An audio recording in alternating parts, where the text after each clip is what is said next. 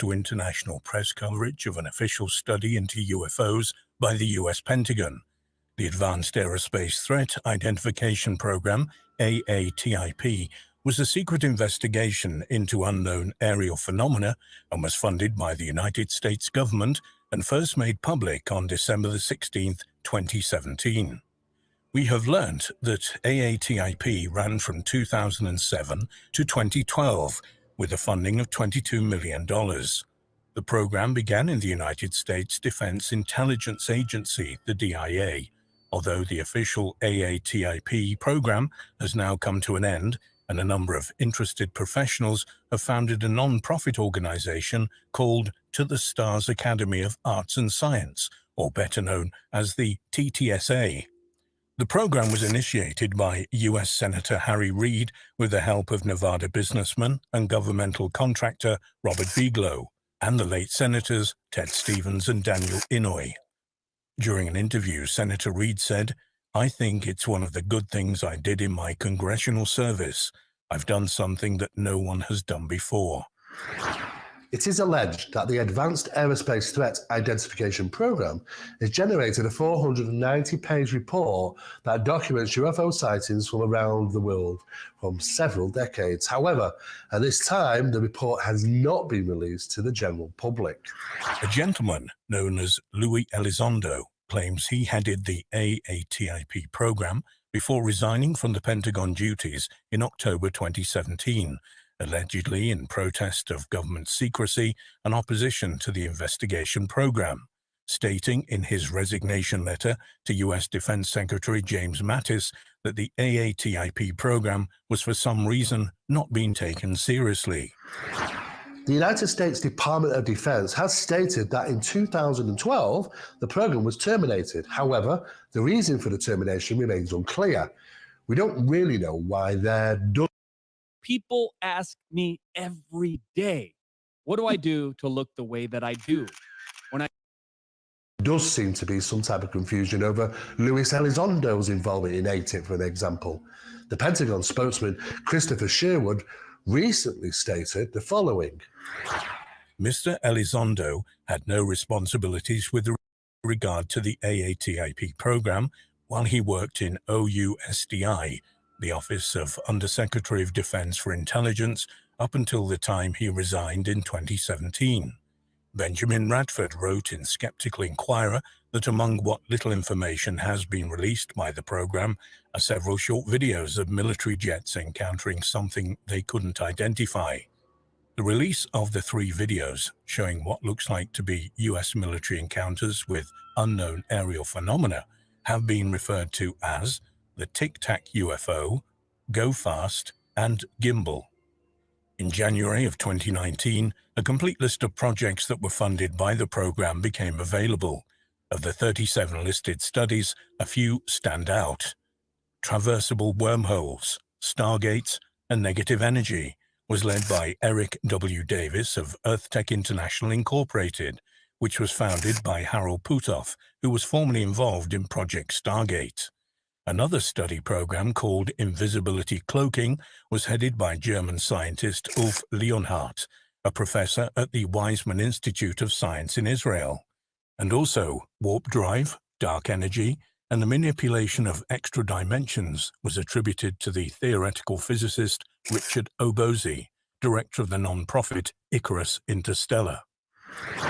It's interesting to point out that these projects are likely to involve the study and the correlation between positive magnetic anomalies and UFOs, as well as a hyper-evasiveness of the phenomenon and their capabilities of invisibility, maneuverability, and materialization into our reality.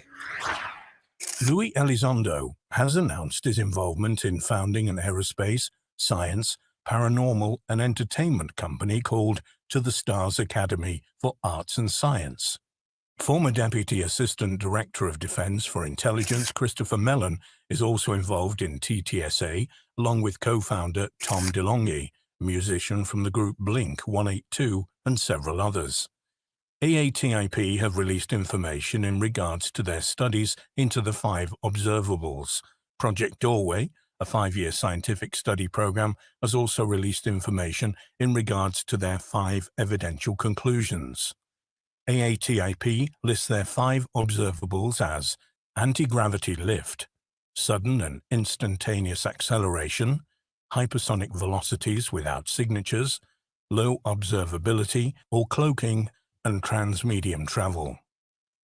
Project Doorway, ran by researchers Barry Fitzgerald and Steve Mira, have concluded their findings in Phase 1 of their studies. The 5 evidential conclusions are that the phenomenon predates historical documentation, that there are paranormal and metaphysical attributes to many UFOs, that they can demonstrate a conscious connection with the observers, can generate infrasonic frequencies, and are utilizing key locations as X points, or better known as positive magnetic anomalies. Also associated with the TTSA is the ADAM Research Project, Acquisition and Data Analysis of Materials. This project is described as the following on the ADAM Project TTSA website. The project is an academic research program focused on exotic materials for technology innovation and will focus on the collection and scientific evaluation of material samples obtained through reliable reports of advanced aerospace vehicles of unknown origin. Bigelow Aerospace, part of the Pentagon's Advanced Aerospace Threat Identification Program, AATIP, reportedly modified buildings held in Las Vegas for the storage of metal alloys and other materials that former Department of Defense (DoD) intelligence officer Louis Elizondo and program contractors claimed were recovered from unidentified aerial phenomena. Elizondo is currently employed as TTSA's Director of Global Security and Special Programs. The project has, in part, been created to examine those anomalous materials if they exist. As soon as TTS Academy is notified that materials are available, a thorough effort will be made to document their origin and credibility, followed by the establishment of chain of custody procedures and ownership protocols, the statement said. From roof to foundation, the damage to your home caused by clogged gutters. In addition to reviewing the materials for their potential significance as evidence of exotic origin, the analysis will evaluate materials for such characteristics as exceptional strength, lightweight build, and any unusual advanced properties that potentially could contribute to the development of exciting new technologies in the future. Current results of suspected UFO metamaterial analysis shows that some consist of 29 to 80 layers made up of microns of dark bismuth, silver magnesium, zinc alloys, and numerous other identifiable materials. Some of the pieces are tapered in shape with curvature. All alloys used can be found here on Earth. However, some elements have been identified as obscure purities. These materials are atomically aligned, and scientists have theorized that the manufacture of such materials may have been carried out in a weightless environment and that the metal alloys were somehow created in a way that is similar to 3D printing and act as superconductors. The spectroscopy revealed the perfect processing of the metamaterial in precise layers. Radiating them in light in the terahertz frequency range can cause them to reduce their weight and resonate a harmonic frequency. Such metamaterials are purposely manufactured, altering the isotopic levels. Such isotopic levels within the metamaterials are not a match with terrestrial isotopic levels of these same alloys. Thus, the manufacture process of the metamaterials may be altering their isotopic signatures. It is also theorized that such metamaterials can produce anti-gravity, lift, and even invisibility. Over the last few months, there have been statements saying that 3D metal printing is advanced technology and that we cannot yet create this. These statements are inaccurate. In fact, not only are scientists at Duke University in the UK creating metamaterials, but they're also applying terahertz light frequencies to them and causing some unusual responses to take place, which could lead the way to new research. Also, the Lawrence Livermore National Laboratory have also been manufacturing 3D metal printing parts for quite a long time. It's interesting to point out results of experiments carried out on monatomic powder. When applying a terahertz light frequency to the powder, approximately 43% of it seemingly disappears. However, restriction was felt when pushing a pencil through it, thus the powder was there, yet not in the visible spectrum. Scientists theorize that some of the powder was somehow phasing to another reality temporarily, until the light source was removed and the powder returned. The suspected frequency of light applied is that of around 450 to 460 terahertz, the same frequency of light that is produced by our sun at sunset and sunrise, that deep amber color. Also, experiments carried out on suspected UFO metamaterials allegedly show that when applying a particular light frequency, the metamaterials reduce weight and levitate at the same time as producing a frequency of sound within the harmonic range. In 2007, Bjorn Gittel-Haag, an assistant professor at the Østfold University College in Halden, Norway, produced a fascinating document entitled Optical Spectrum Analysis of the Hesterland Phenomenon. The Hesterland phenomena seemingly produces a form of ionized gas around itself with dominant chemical elements, suggesting a burning process, and though they are regularly misidentified as natural forms of light phenomena, they have been seen to act in a way suggesting they are somehow conscious or act with intelligence. The location of Hesterland, Norway, lies within a positive magnetic anomaly, and it is suspected that other varied phenomena has been reported there. Professor Haag also identified that the unidentified aerial phenomenon seen throughout Hasdalen Valley emit a light frequency in the terahertz frequency range and are often described as amber-colored. Looking at this phenomenon from an investigatory point, it is important to recognize a possible connection between the phenomenon and the light frequency of terahertz, be it at Hesseldelan, monatomic powder experiments, and UFO metamaterials. When researching the Pentagon program AATIP, you quickly discover that another program known as AAWSAP, Advanced Aerospace Weapons System Application Program, seemingly are one of the same. AATIP and TTSA. If you have more than 15 pounds to lose, then you'll want to see how this fat-dissolving tropical loophole can change your life. First became known through a series of media postings in regard to unusual flying craft in and around 150 miles from the San Diego, Mexican shoreline, the first of which has become known as the Tic Tac UFO. Apart from forward-facing infrared film of this craft captured by the US Navy being released, there is also an alleged photograph of the Tic Tac UFO released by TTSA during a public seminar. However, this photograph was recognized immediately by investigators at MAPIT, Manchester's Aerial Phenomena Investigation Team based in the UK. The photograph was from one of their investigations carried out in Eccles, Manchester, in 2005. Prior to case conclusion, a series of photographs was released onto the internet, featured on the Jeff Rent Sightings radio show website. This was the only location the photographs were featured on the internet. In December 2017, the media announced that TTSA conducted a seminar in regard to the Tic Tac UFO incident where a photograph was shown. The photograph was clearly nothing to do with the Tic Tac UFO, but of a party balloon in the shape of a number 1. The very same one that was taken over Eccles, Manchester from 2005. There has been no explanation from the TTSA how this photograph became attached to the Tic Tac UFO incident, nor an explanation to where it came from, how was it submitted, and most importantly, why was the photograph manipulated? It had been adjusted to make it look like the blue sky, to look like the sea, as if the photograph was taken from above, looking down on the object.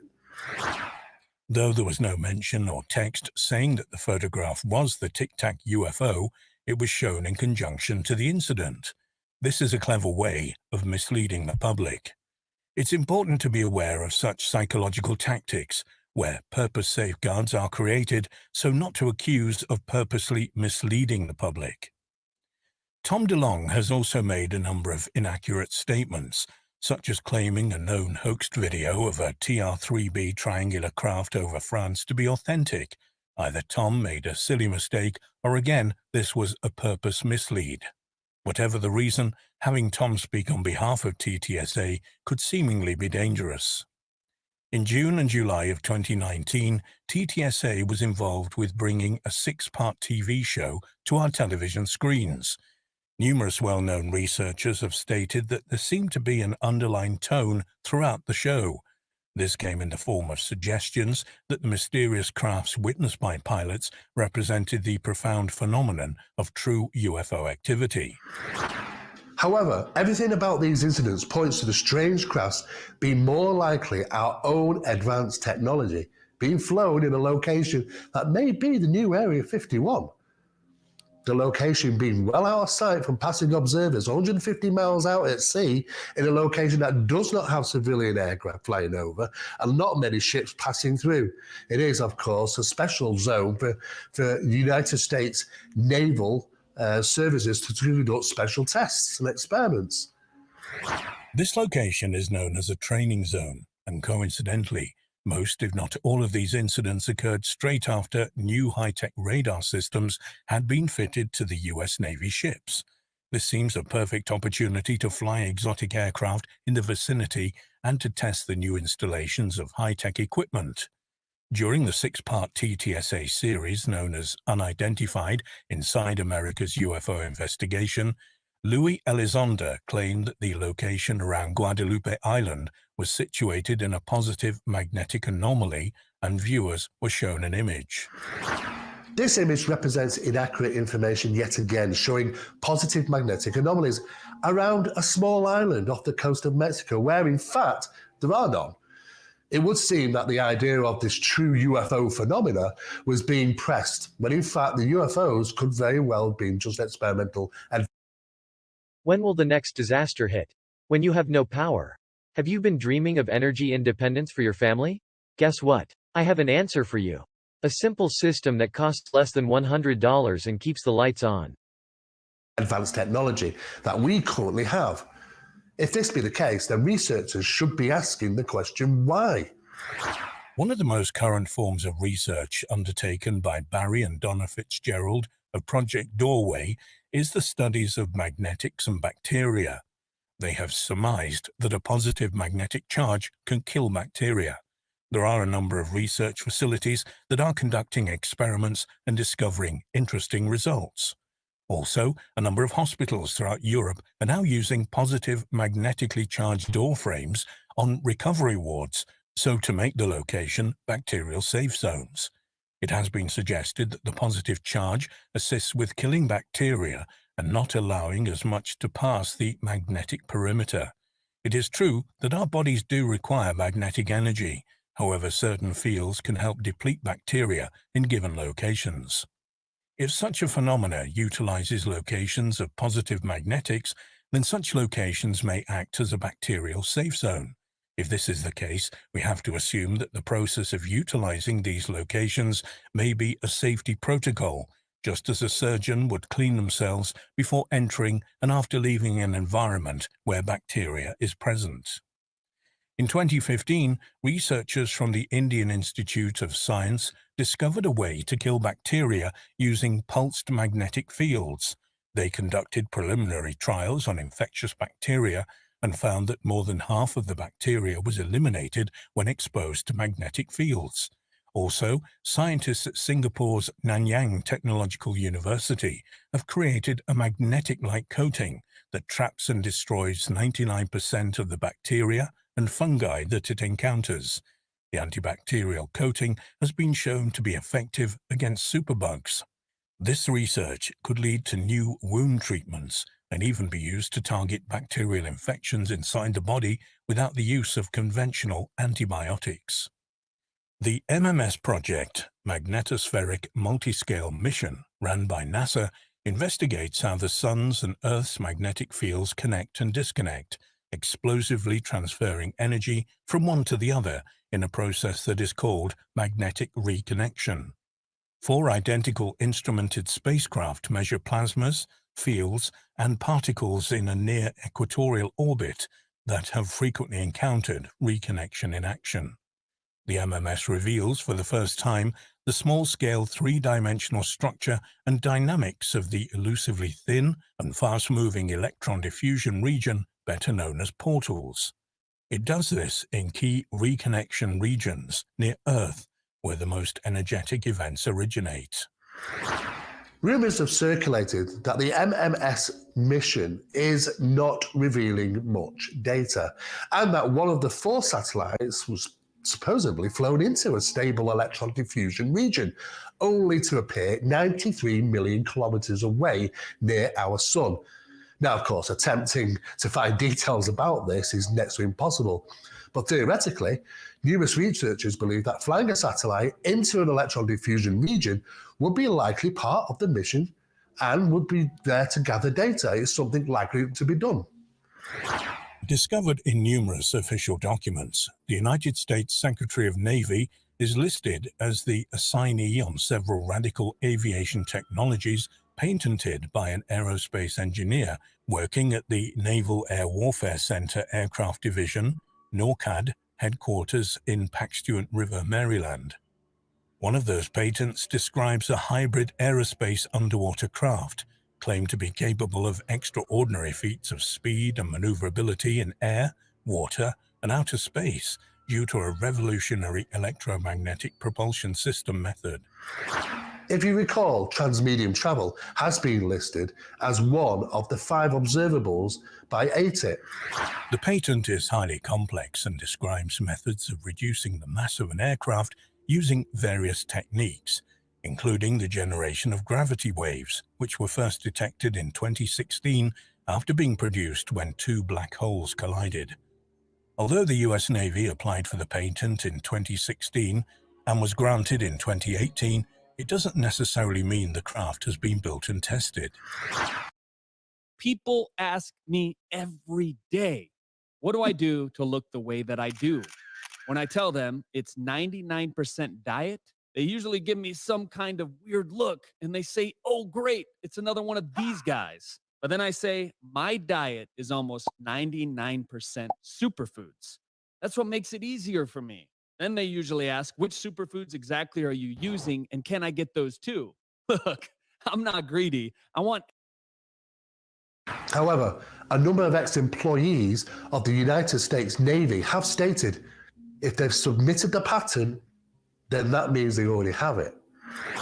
It is known that a number of patents on new advanced drones were submitted long after they had been designed and test-flown. Details of AATIP were first released in 2017, including reports of a sighting made by fighter pilots from the USS Nimitz. These pilots saw a huge patch of churning, turbulent waters the size of a Boeing 737, suggesting something was beneath the surface of the sea, as well as a tic-tac-shaped aircraft which zoomed off at almost impossibly high speeds. Could it be that the United States government are test-flying exotic experimental aircraft out at sea, 150 miles off the Mexican coastline, in a location that is likely a non-commercial fly zone and shipping zone where the US Navy conduct their own tests? After all, pilots that witnessed these objects were surprised to find that the data recordings of these encounters were lost or removed, and that no high-ranking official did anything with the information, and that they were not even told not to talk about their experience. The likely reason being, as soon as you say, "Don't talk about it," it gives the incident some credence and secrecy. Were such encounters simply brushed under the rug? Very possible, as the whole incident could have simply been a test of a newly installed radar systems on the naval ships. Researcher and author Nick Pope stated, "A hybrid craft capable of flying both in the air and underwater is uncannily similar to what was reported in the USS Nimitz incident from 2004. There was a similar incident of a UFO flying underwater in Puerto Rico in 2013. The possible connection between the USS Nimitz incident and this patent is intriguing, and it's interesting that the US Navy seems to be the link here. In the latest patent, author Salvador Cesar Paez mentions Harold Putoff, a key figure in the AATIP who commissioned the 37 papers exploring exotic technologies, which were then used by defense intelligence agencies during briefings filed with the US Congress. Whether these strange craft represent, it's feasible to consider that we do have some incredible technologies and that the general public and military aircraft pilots are not aware of. And why should they be, after all? Let us not underestimate human capability. It's highly possible that not only do our skies reveal secret exotic aircraft capable of transmedium travel, but also a very real and ancient phenomenon as well that continues to baffle scientists. A phenomenon that we refer to as the real UFOs.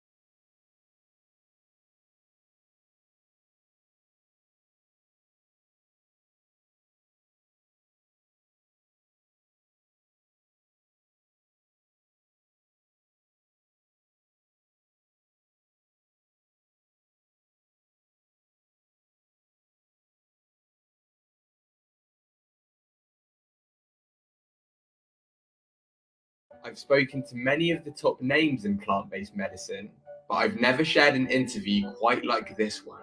She got her life back.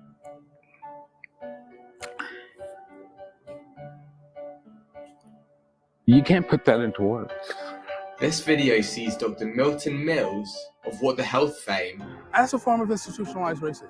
open up about life, death, and how his daily struggles influence him as a doctor. Sometimes people ask, well, why are you carrying around extra weight? I've met him briefly before, and it was very clear that he doesn't hold back when it comes to responding to critics. What I would say to Joe Rogan is, Joe Rogan, you need more fiber in your diet because you're full of it. I had so many questions I wanted to ask him, starting with why he thinks we are herbivores by design.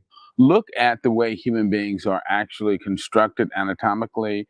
And if you look at our physiology, we are truly strict herbivores. And that's why when we depart from a strictly plant-based diet, we become ill. That's why diets that contain large amounts of animal food are associated with a number of chronic diseases like heart disease, cancer, diabetes, autoimmune diseases, high blood pressure, stroke. The more we eliminate animal foods from our diet, the healthier we are.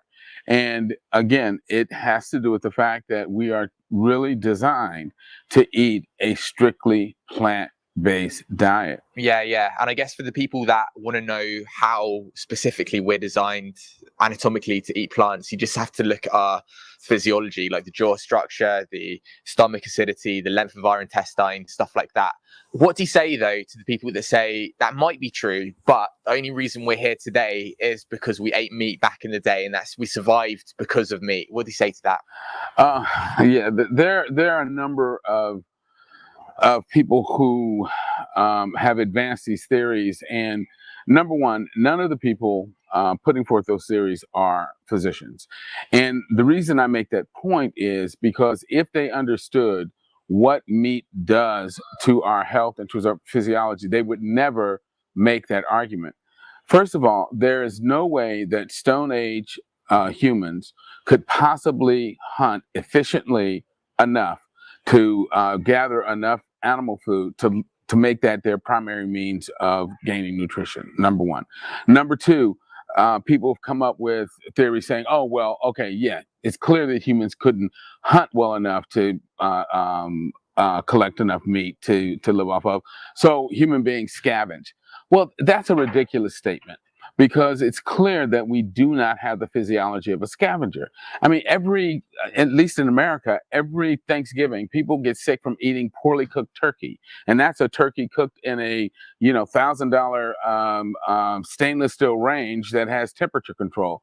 There's no way people eating rotting flesh, burned in some fire could possibly hope to sterilize that flesh well enough to prevent themselves from becoming ill. So we clearly are not scavengers. Furthermore, most large savanna predators don't leave enough tissue on their kills to scavenge. And if there is food left, they guard those kills jealously and don't allow other animals, including humans, to actually come and try to scavenge from them.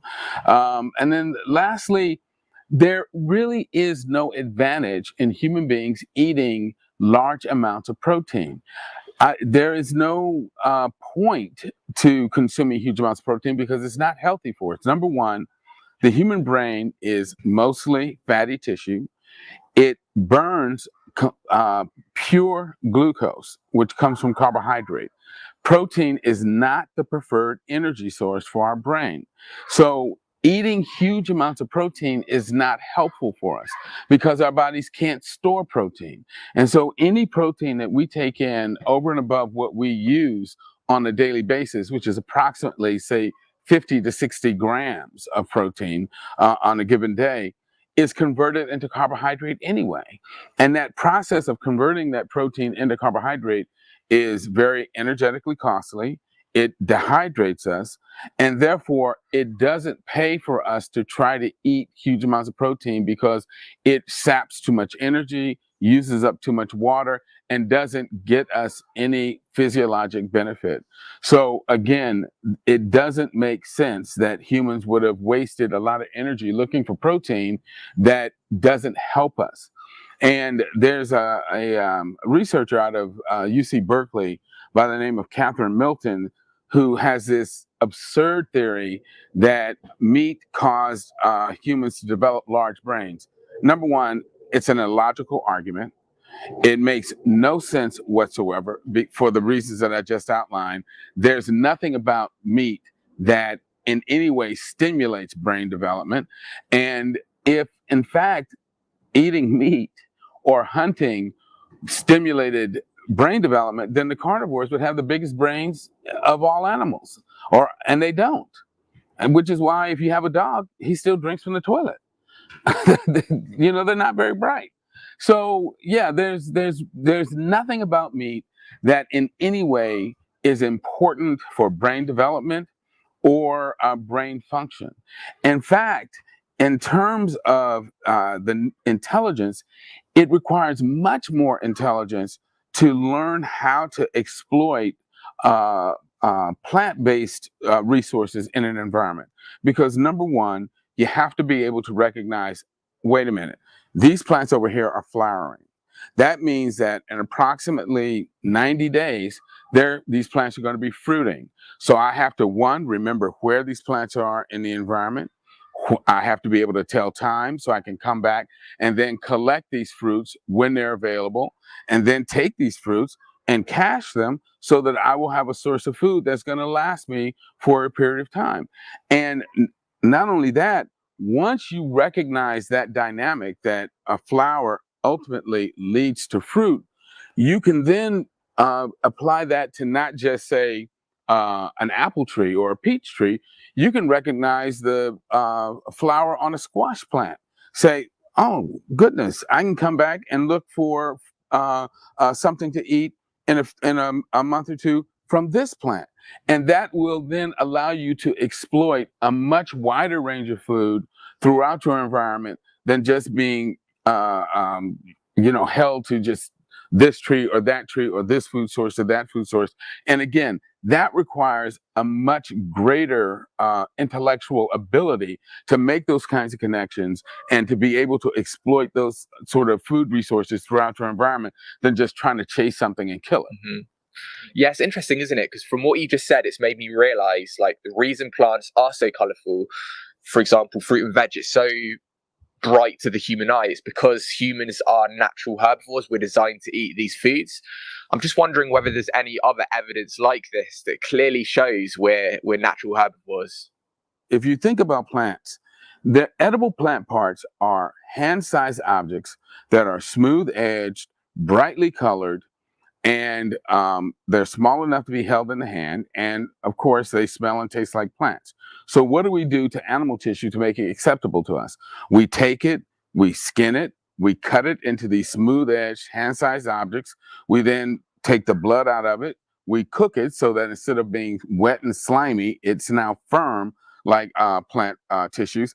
But most importantly, we cover it with all of these plant products to try and make it taste like plants, which is what our brain really wants. So we really don't want the animal tissue, because if we did, we eat it the way the carnivores do: wet, slimy, bloody, and rotting. No, we take it and try to make it look and taste and smell like plants in order to make it acceptable.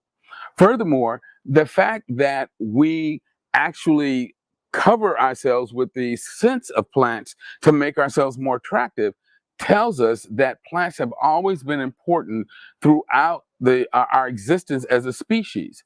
And the reason we like to smell like plants is because that is a subtle signal to our brain that we have been ingesting the compounds that actually make us healthier, make us live longer, and make us more resistant to disease. Yeah, I guess it makes a lot of sense, and I'm sure, like, most people would agree. Some people, though, the naysayers and the critics would say, what about B12, though? How do you respond to that? Yeah, it's like, okay, we're going to ignore all the heart disease, all the cancer, all the diabetes, and all of that. We're just going to talk about B12. Well, okay, let's talk about B12. All B12 is made by bacteria. That no animal makes B12, no plant makes B12. And when human beings were living in more natural settings, we got B12 all the time from the dirt, from water sources, from, many things in our environment. But where do we live now? We live in these concrete and steel jungles that we've invented for ourselves. So we've eliminated the natural sources of B12.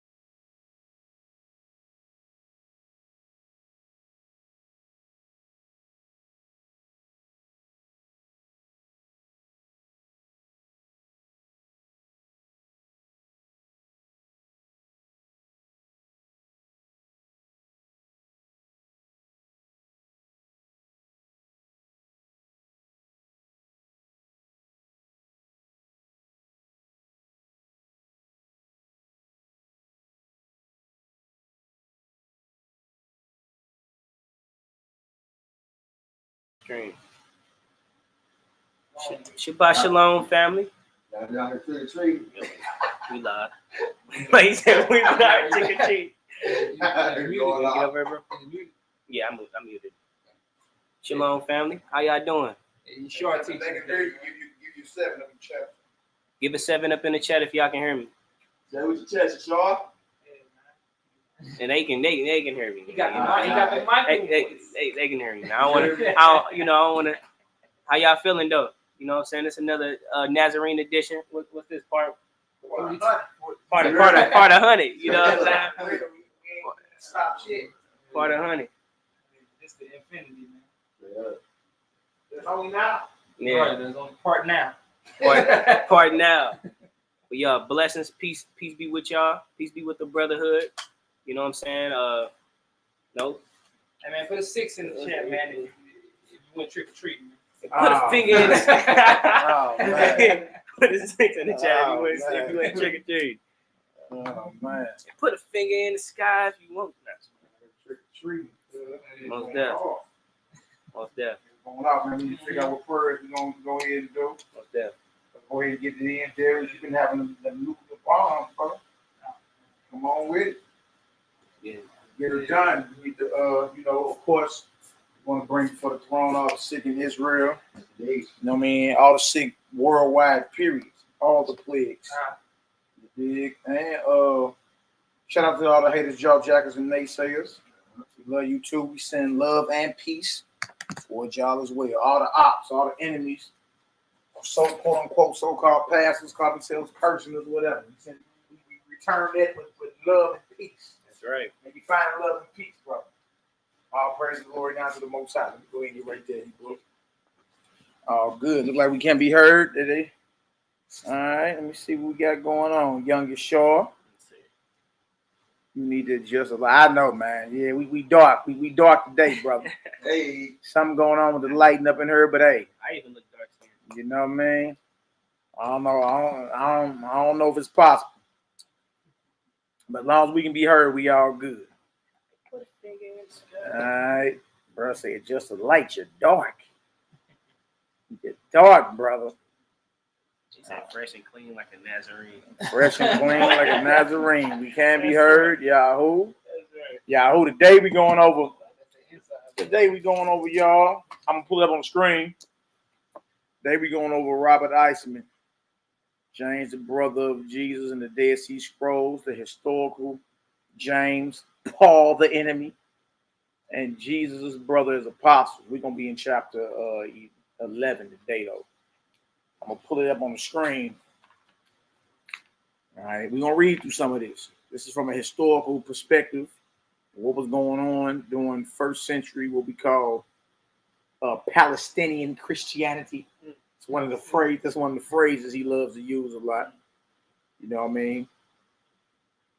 Dealing with the Messiah, his disciples, and all that. This is a very, very powerful book written by Robert Eisman, a straight up professor, scholar, was very monumental and with the publishing of the Dead Sea Scrolls. You understand? So he brings a lot of this out. All right. See him break it down about Paul. Everything so in the sky. Yeah. We're gonna get into it. I'm gonna pull it up on the screen so y'all can follow along, and then you know what we gonna do is, of course, he going through certain scriptures, certain letters of Paul. We gonna pull them up too and get into it. It's an excellent book. This is part 1, or volume 1. He got 2 volumes of this, or he sells both volumes in one book. It's about 1,000-page read with both volumes. All right, like 1,000-page read. So all praises, glory down to the Most High. That's right, Yah 2613. He said I had that book as well, and that guy did great researching. You ain't lying, bro. Bruh David, my brother, bless up. Where you at, bruh? That bruh be that's the most traveling Hebrew I know. Yeah, so this is a good one, y'all. Y'all can get on Amazon and order these. You know what I mean? He wrote a lot of these books. All right, but this cat is a straight professor, a scholar. All right, so we're going to read some of it. We say, Yah, he said, yeah, I got the double volume. Straight up. Straight up. That's that one over there. Matter of fact, right behind you. Third shelf down, that wide orange one. Yeah, pull it out. Pull it out. Yeah, this the thick boy here. How thick that deal is. How thick that deal is. 1,000-page read. All right, that's what the front of it look like. Ooh, wait. All right. Y'all check it out when y'all get a chance. That's serious business right there. How you brothers doing today, man? What's good, baby? Talk to me. Man, feeling good. Can't even complain, bro. You know what I'm saying? We grounded on earth, you know what I'm saying? So Thank you. got the breath of life in me, you know, so That's right. Can't have nothing. I wouldn't want nothing better. There's nothing better. Nothing better than the now. Yeah, excellent work, my brother David. Been waking up people to Nazarene life in Minnesota. That's right. I bless up. Good to see you, my brother. Good to see you in the building. All right, y'all. What we gonna do though? We gonna, of course, we gonna go ahead and offer up prayers and invoke and invite in the essence of the Almighty. All right, and we gonna get to business. We gonna get to business. We're gonna be going in the scriptures today. The Maccabees too. We're gonna be in the Maccabees a little bit as we reading through his book. He starts quoting certain scriptures. You understand? And it's very, very thorough. Very, very thorough research, should I say? Very, very thorough. There's a lot of things you read across. You read across in the scriptures that you really never put a historical context on, or you read across certain things that you never trip off of. Like, man, I never tripped off that. You understand? Never tripped off that. Bumped into a few brothers yesterday, me and Nehemiah, and well, I know one brother for sure is totally against what we be bringing out. You dig? But the timing of it was so impeccable. Like we happened just to be driving by, somebody else spot that we know on the way back here, and him and another bro walking outside. I'm like, this is timing. You dig? No. So knee hops out and went in the crib. I stayed in the whip, and I had one brother on this window, the next brother right here to the right at the other window. And I asked him, I said, well, look, we need to talk about the big elephant in the room, don't we? Yeah, real. You know what I mean? So, the one brother tried to act like, no, it ain't no elephant. I said, bro, yes, it is. You did. You know we friends on the book, so I be seeing you sneak this and all that. I see it, so let's not be fake with each other. Mm-hmm. There's a problem here, obviously, correct? All right, so let's talk about it. Ain't nothing but a conversation. And my question was, according to the Torah, what is meat offered to idols or devils? I asked both the brothers. Neither one of them could answer. That's the question right out the gate, because that's once we get that understanding, then we can see where we lay it. We can see where everything line up. Like, because now you got to question what you throwing down your throat that you get from the meat markets, what you getting from the grocery store, what you getting at the gas station. You know what I mean? Those are the shit. Now we got to question it. Because how you ain't been eating flesh off of idols? Remind you, wasn't no New Testament at the time. You dig? It was just the Torah. So what Torah precepts were they looking at to understand if flesh was offered to idols or not? You know what I mean? How going through that Wendy's or that McDonald's line, that ain't flesh offered to idols? How you know that? You see what I'm saying? So the deflection comes in where probably all this stuff, but the process. I said, did you say process? All right. Well, there's processing laws according to the flesh and the Torah. You know what I mean? And I ain't read nothing about, if a grape make it to 2 days old off the vine, it's abomination, right? You understand? I ain't read nothing about, the fruits and the veggies being off that vine or off that tree after 2 days, it being abomination. So, I had the one brother to the left. I was like, so what's up? Y'all want to do, since y'all don't know, do you want to know? Right. It was a little hesitation there at first, but the brother to the left was like, man, look, go ahead and shoot. Without the script on his phone. Y'all already know Leviticus 17 right out the gate. All right. 1 through 7, Leviticus 7, 11 through 18. You dig? What is killed is offered, considered a sacrifice. You understand? And it's called a peace offering. That has to be brought to the door of the tabernacle, right? The blood got to be put on the altar. The fat from all the organs got to be put on the altar and burned by the priest. And the rest of the blood got to be covered with dust. Yes. You understand? So that the children of Israel may no longer offer their what? Sacrifices to devils. Right? Mm-hmm. All right, so if it ain't done like that, then it is offered to an idol or a devil. It's demonic, God. You know what I mean? So the reflection comes again. Well, Christ is our sacrifice. I say, but see, dog, look, I'm with you, but understand this right here.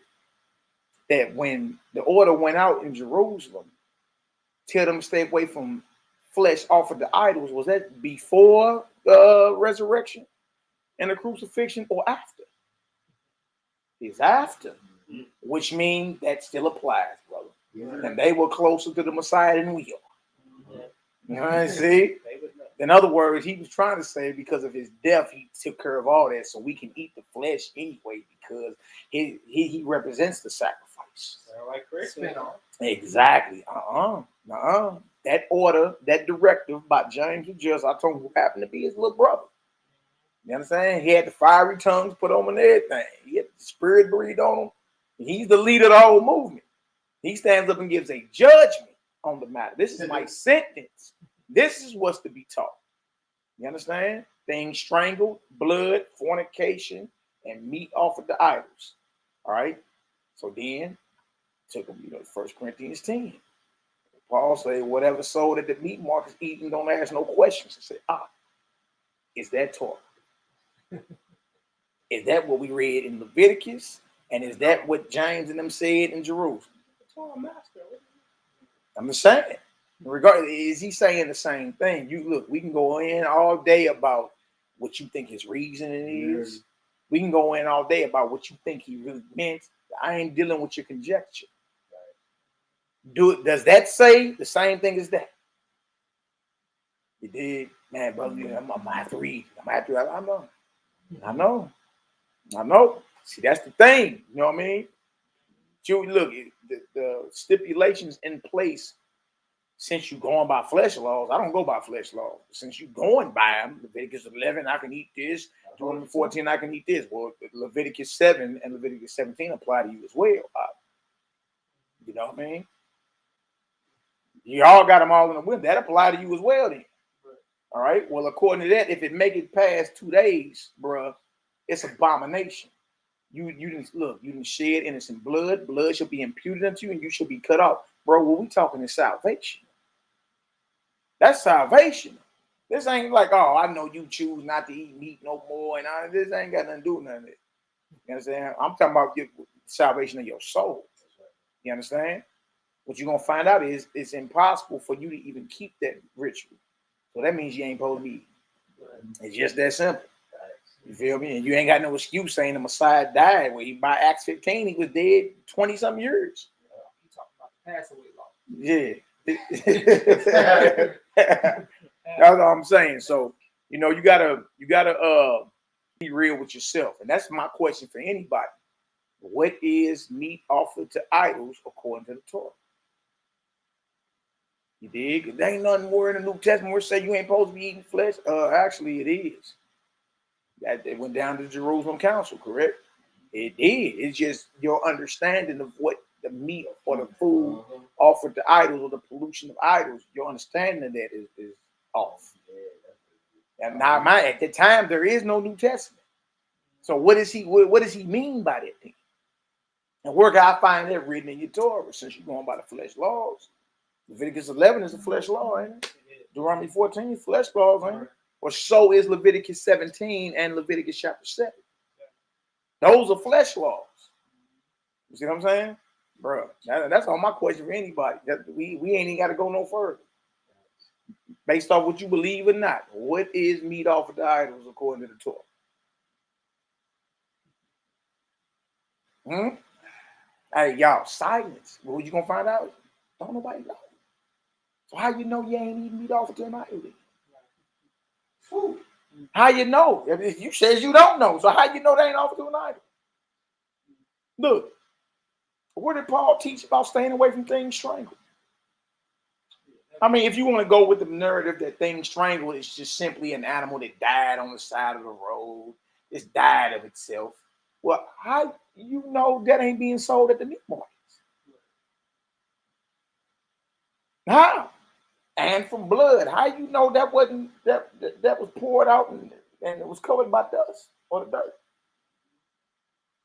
Can you truly cook the blood out of this thing? That's what I'm saying. There's a lot that come with it. So now you see why the Nazarenes stayed away from the flesh. You see what I'm saying? And and it was commanded, because you better believe that the dead flesh in the shambles amongst the Gentiles is not being processed according to the Torah. Bro, that's easy work. You did? And if you're going to the grocery store, that's a Gentile shamble. It is. Y'all got something to say? I see brothers over there. Go ahead, talk to me. That was the conversation I had with some man. It was divine timing how it happened. But go ahead, I mean, it's simple knowledge at this point. Yeah, it's like, you know what I'm saying? If you're looking at how, I mean, we got technology. How is my meat processed? You know what I'm saying? If you want to go there, you know what I'm saying? And then you get to the point to where seeing how these animals are killed. I mean, despite the fact of in the most inhumane way of being, you know what I'm saying, electrocuted and all this other stuff. Yeah.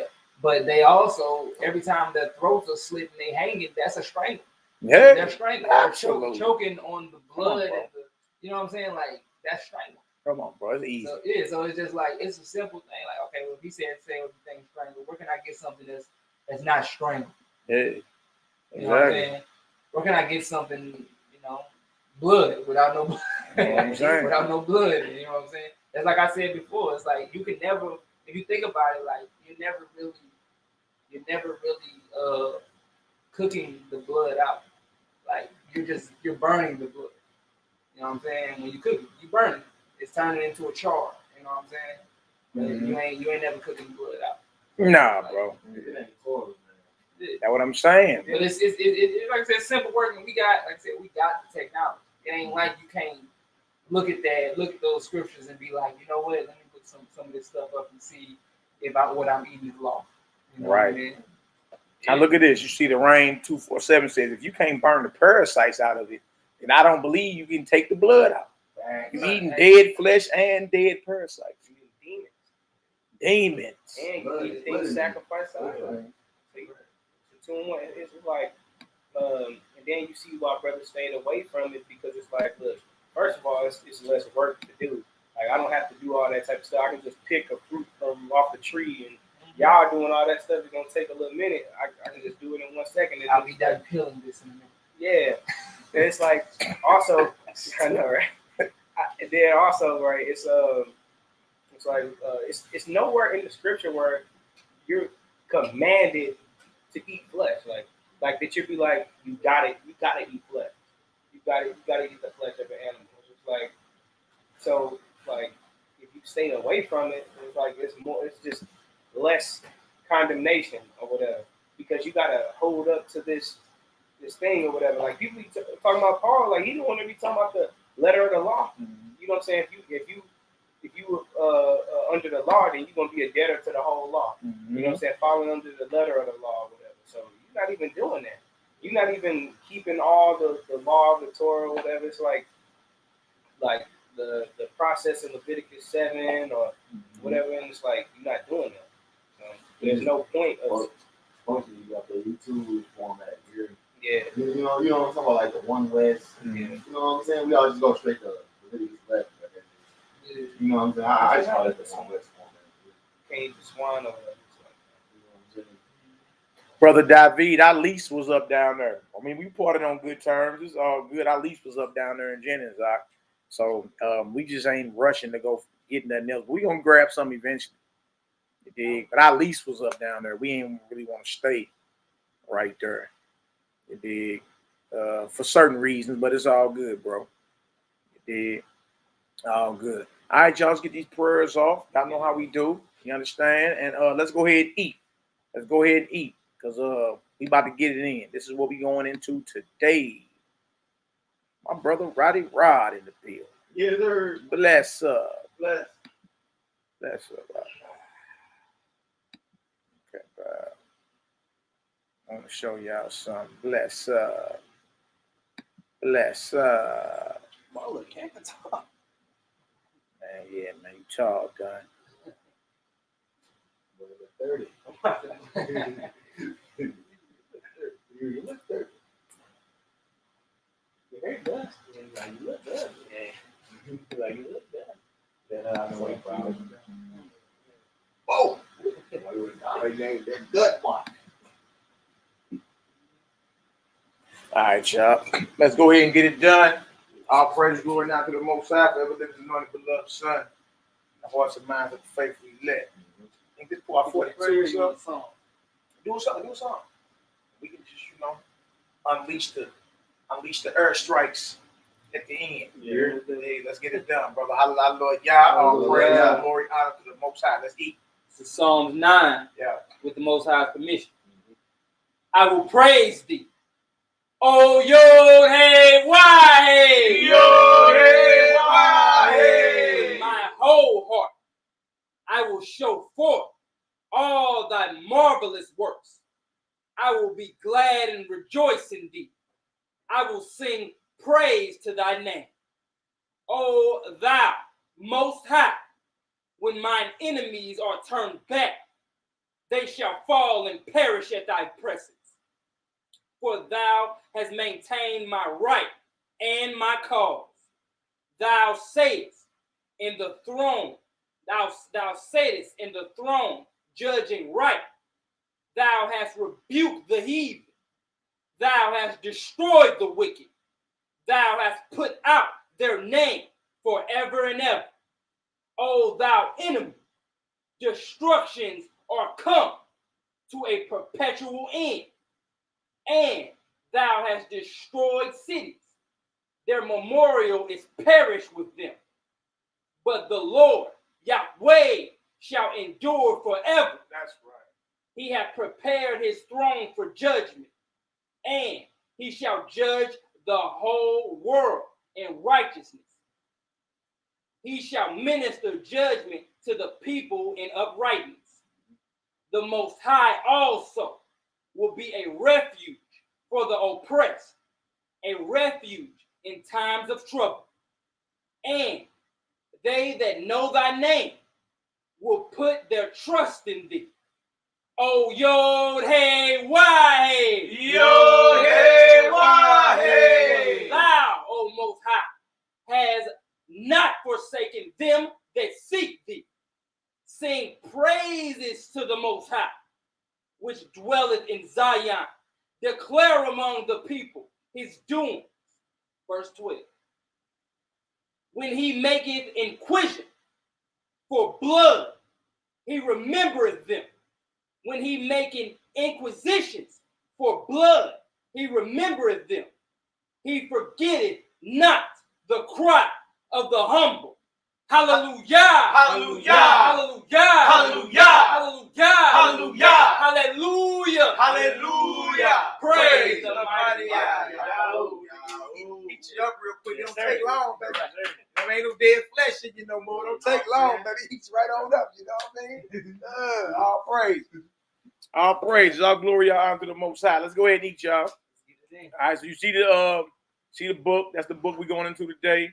I highly advise brothers to go ahead and get it from a historical point of view. It's a very thoroughly researched piece of work. It really is. You understand? It really, really is. Again, y'all can look up Robert Eisman. I think he's in his 80s now, but he's very instrumental in bringing forth the translation of the Dead Sea Scrolls to the public. You know what I mean? And the whole first century movement of the Messiah, from a historical point of view, he went hard. He went hard in the paint, man. It did. So I highly advise y'all to get that. It did. And I also pull out your Bibles and let's compare what it is. All right. All praise and glory now to the Most High. All right. We're gonna start on chapter 11. Chapter 11, page 92. Let me pull this up big and blow it up. All right. So we can work. Okay.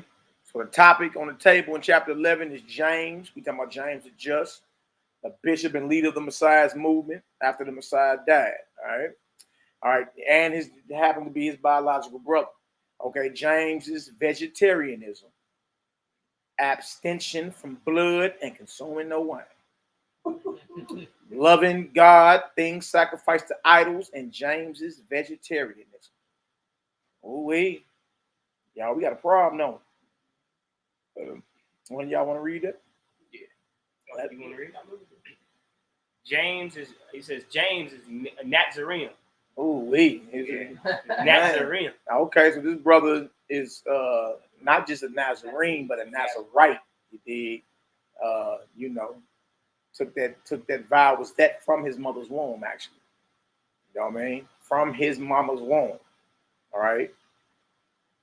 James's Nazaretisms or Nazaritism. Or holiness from his mother's womb is not the only claim reversed. Mm-hmm. In it says reversed in Paul's discussion. Mm-hmm.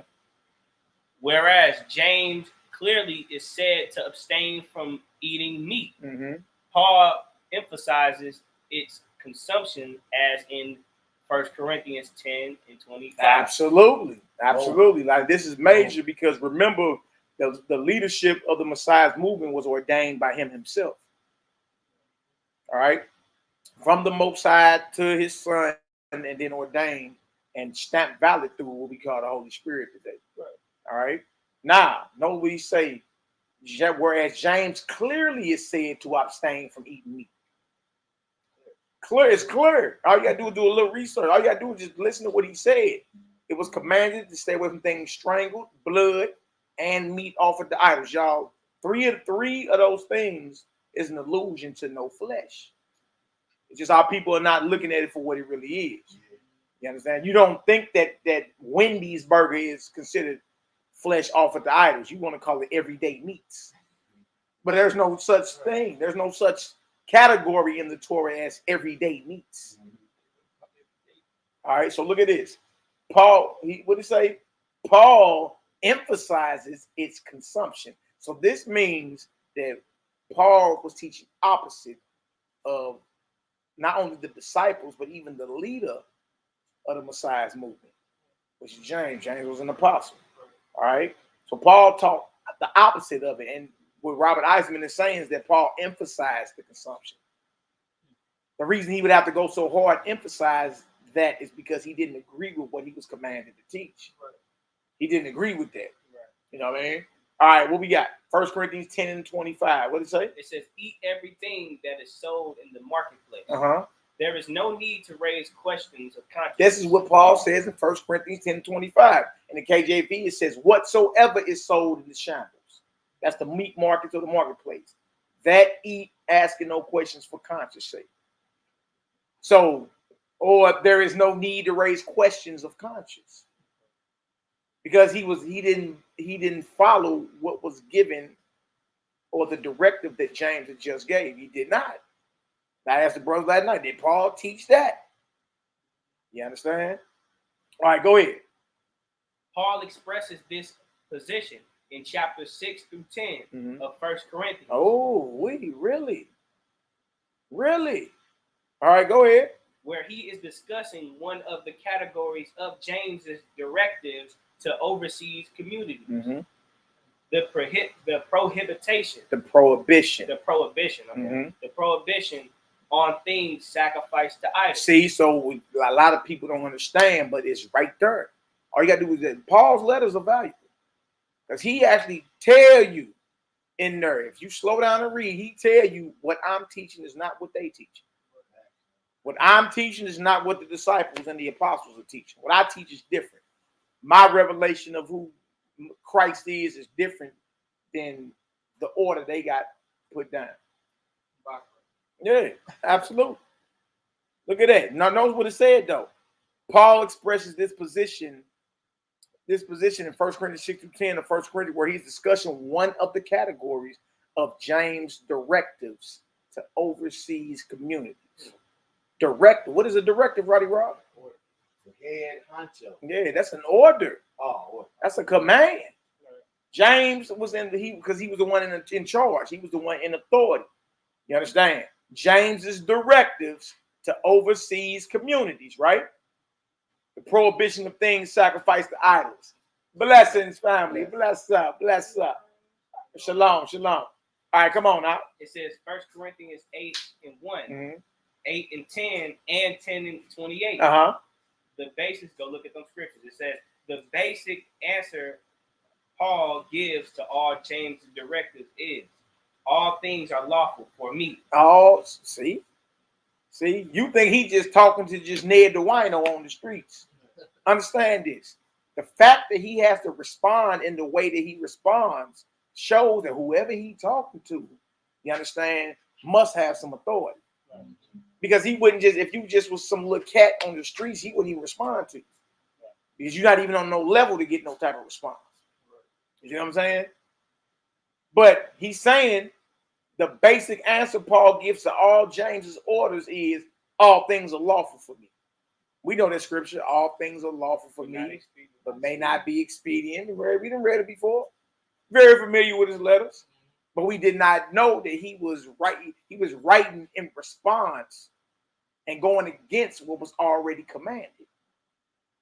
That's what brothers don't want to get to the bottom of. They don't want to accept it. You see what I'm saying? There's no reason for him to say all things are lawful if it's on the table. If it's on the table that, you understand, all things are already lawful. You can do what you want to do. Why even say it? Why even say all things are lawful? The only reason you got to claim that all things are lawful for you, but not necessarily expedient, is because there's an order out there saying all things ain't lawful. See, we don't realize he's reacting to something that's already being taught. He's reacting to an order that already been gave, and he's stating his clear opposition to that order. See what I'm saying? There's no reason to say all things are lawful if that's agreed on. It's agreed on by the disciples. All things are lawful. Eat whatever in the shambles, in the meat marks. Eat that, don't ask no questions. Who taught that but him? Is that in the Torah anywhere? Did the Messiah teach that? Who taught that? He the only one in the Bible. You run the part, boy, he the only one said it. Who else said it? One witness of himself. He the only one said whatever sold in the meat market, eat it, don't ask no questions. All things are lawful. Since when? Since when? Where that's at in the Bible? All things are lawful for you. No, it's something else going on. He's writing in response and showing his clear opposition to what the disciples or the apostles are already doing under the authority of Christ. He's starting his own thing. It goes from the gospel of the kingdom to my gospel. If I popped up right now talking about my gospel according to Malaki, y'all will hang me. You understand? Boy, it'd be an all-out APB out on me. My gospel. But this man can say it. Okay. Now, where we at? It says, even though not all things profit, or as he puts it in 1 Corinthians 8:1. Build up, right. For all things are lawful. It's just that not all things profit. All things are not expedient. But where is that in the Torah? Where is that in the teaching of the Messiah that all things are lawful? You know what I'm saying? He's responding and showing his clear opposition to the directives that were already in play, because James and the apostles are not just over Jerusalem. All the assemblies established in his brother Yahshua, he has the authority. Even in Paul's letter to the Galatians, he straight says certain men sent from James. Yeah, because they got the authority. It's clear that what you teach is opposite of what they already established, what the Messiah established through them. Okay? Come on, Hebrew, let's get, you got something? What he says after, they say all things are lawful, but not all things profit. Exactly. I can just picture a pastor saying, see, all things are lawful, my brother, but see, not all things profit. So even though it don't profit me, it's lawful to me. You know what I'm saying? I can even picture them saying, like, it's not lawful. But that's why they can use Paul's letters to justify eating pork, shrimp, crab, and lobsters, because they see what it's saying. Mm-hmm. We can argue all day. Look, we can argue all day over what we think he meant, or what he really saying is this, right? But the fact that we got to go over and beyond and try to bring out 100 million precepts to show you that Paul ain't talking about all things being lawful, such as eating pork. The only reason you got to do all that is because it's because it says what it says. You know that it do say all things are lawful. It do say whatsoever. But here we go. We got to say, well, no, that's all things that are lawful according to the faith. But see, now that's conjecture. Now we add. They don't say all things are lawful according to the faith. He said all things are lawful. See, we're not dealing with conjecture. We're not dealing with what you think he meant 2,000 years ago, right? All we got to do is deal with is what's written down, right? And say, is that what written down the same as what went out in Jerusalem in Acts 15? There ain't a soul living to tell you, yeah. It's the opposite. The fact you got to go over and beyond it, try to make it cohesive, means what? It's conflict. That's just what it is. See how much easier it's like a burden off your shoulder when you can. Yeah, okay, dang. That's what it is. It's just conflict. Dang. You told it right. You walked in today with the same testimony that Paul had 2,000 years ago. They'll drive you up out of here. They literally hang from the archdeacon. You hear me? All things are lawful. What? I had on Facebook. I was going back and forth with it, talking about this Paul situation, weak situation. And this dude said, well, Paul didn't mean whatsoever. But what the hell does that word mean? It says whatsoever. Whatsoever. Like, bro, so you telling me you have a revelation that Paul didn't have? What's wrong? Whatsoever means whatsoever. Right. It's so, then I had to put a picture right behind it of pig and alligator meat. Whatsoever show? I mean, bro, that's what he said. Like, that's what he said. We can talk all day about what you think he meant 2,000 years ago, but that ain't what we talking about. Bro, we put what's on the right, and we showed the definition. Whatsoever means all. Oh, man. Anything. Right. Everything. Everything. Everything. Don't say lawful, not unlawful. The word law ain't even in it. Then he say all things. Anything, bro. I'm telling you, look it up. Matter of fact, I do it real quick. Easy work. Hey, you know when we put up all the different versions of that 1 Corinthians 10 at night, boy, that's just serious. This is serious. Whatsoever. I'm gonna pull it up for you, bro. I'm gonna go ahead. It's on your spirit. We gotta go ahead and get that done. Hold on. I see everybody's up for the Pharisees, shoot, all of that. They're like, yeah, we was rocking with him, but he started preaching Christ, and he's saying that everything lawful. Oh, no. But see, listen, do not ever forget the original mission Paul was on, to destroy the belief and the teachings of the Mashiach. And here it is, we can truly say, yes, it's he did. A lot of people have gone by Paul. In the Hebrew faith, Christian faith, all denominational faiths. Absolutely. How did you let the Roman Catholic give you the authority to believe what you believe? You claim you Hebrew, but you follow Paul. Exactly. The Roman citizen, the Hermodian. Look, T. Bruce, shalom. I good holler at you last night. Shalom, brother. Our glory to Yahweh Shema Mashiach YAH'KI. Question, Bruce. How will we know that we are receiving this in the right context? Hey, bro, it's real easy. It's real easy, y'all. All we gotta do is slow down and just use what we call context clues. We was all taught that in school, right? All we gotta do is use it. So what we about to do is pull this up, bro. We're gonna pull it up, then we're gonna get back to Robert Eisman's book. And bro, you always remember, it ain't nothing but a conversation to be had, bro. We can always rap. You set up a time, place, whatever. Yeah, your brothers will pull up, or you can come through. Matter of fact, you local, pull up. Yeah, we with Nehemiah. We over Nehemiah crib. Pull up, and let's chop it on up, my brother. Yeah, I talked to Bruce, man. The teacher ain't got no bad head about it. He just, of course, like he said, he get more understanding. Yeah. Hallelujah. Yeah, pull on up, brother. It'll be good to go ahead and chop it on up with you. You know what I mean? All right, so this right here is 1 Corinthians 10 and 25. Let me go ahead and share that real quick.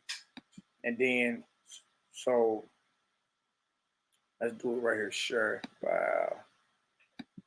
It ain't nothing but a conversation to be had, my brother. Yeah, we supposed to love each other enough to always do that. All right. But this right here is 1 Corinthians 10 and 25. I mean, it should be showing. I know that we got a delay on the TV. Okay, there it is right there. Bio. All right. Well, let's get into this. All right. 1 Corinthians 10, 25, Paul's letter to the Corinthians. All right. It says, whatsoever is sold in the shambles, that eat, asking no question for conscience sake. All right. That's what it says, That's right? my brother T. Brew. There's no way to take that out of context. That sentence is formed the way it's formed. And there's really no way to take that out of context. But look, and this is the reason. Whatsoever is sold. First part of the sentence. Whatsoever sold in the shambles. We're going to look up shambles. We'll hit whatsoever. We ain't got to look up eat. We know we eat and ask no question. Right. Right? For conscience sake.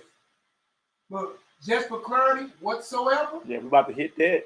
And shambles. And then look what he said 26. And then his reason for saying this, T. Brew, is this. For the earth is the Lord's and the fullness thereof. So whatever is God's earth, you can partake of and eat. Yeah, his reason is because the earth belongs to the Most High.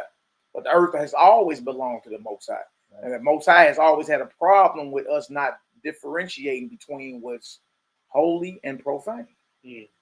That's all. That's always been a problem. So the earth has always belonged to him. And the Most High has always had an issue with us not separating righteousness from wickedness. Holy from the profane, correct? Right. We can read that in the law, the Torah, and in the prophets. All right. And my question to you, T. Brew, is this, brother. Where can I find whatsoever is sold in the shambles that eat, asking no questions for conscience sake? Where can I find that teaching at in the Torah or in the prophets?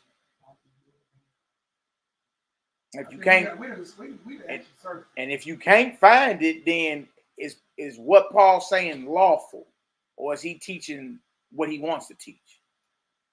All right. So whatsoever, we're gonna pull it up.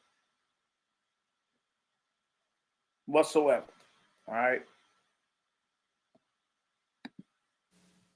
Strong's G 3956. Pus. Pus. Good night. Which one you want me? Which one you want me to go to, nigga? We got KJV Strongs, and then we got the outline of biblical uses. Let me know where you want me to be at. You know, outline biblical uses start. Outline biblical uses. Right there. Each, every, any, all, the whole thing. The whole. Go ahead. Everyone, watch this. All things. See, there ain't no differentiation between what's clean and unclean at this point. Right. All things. All things. Everything. Collectively. Some of all types. All types of meat. Whatever is sold in this, whatsoever is sold. Whatsoever means each thing sold, everything sold, anything sold, all that is sold, the whole that is sold, every one of it. People ain't off the book either. All things sold, everything sold, collectively sold. Some of all types of food is sold in the shambles. And it ain't just a lawful meat that's in there being sold. All is all. There you go. You don't go no meat market and it's all lawful meat. Right.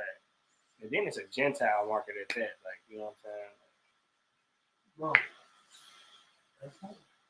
Bro. That's a strong definition. Where read it? There is no definition. Look at that, boy. Where read it, nephew?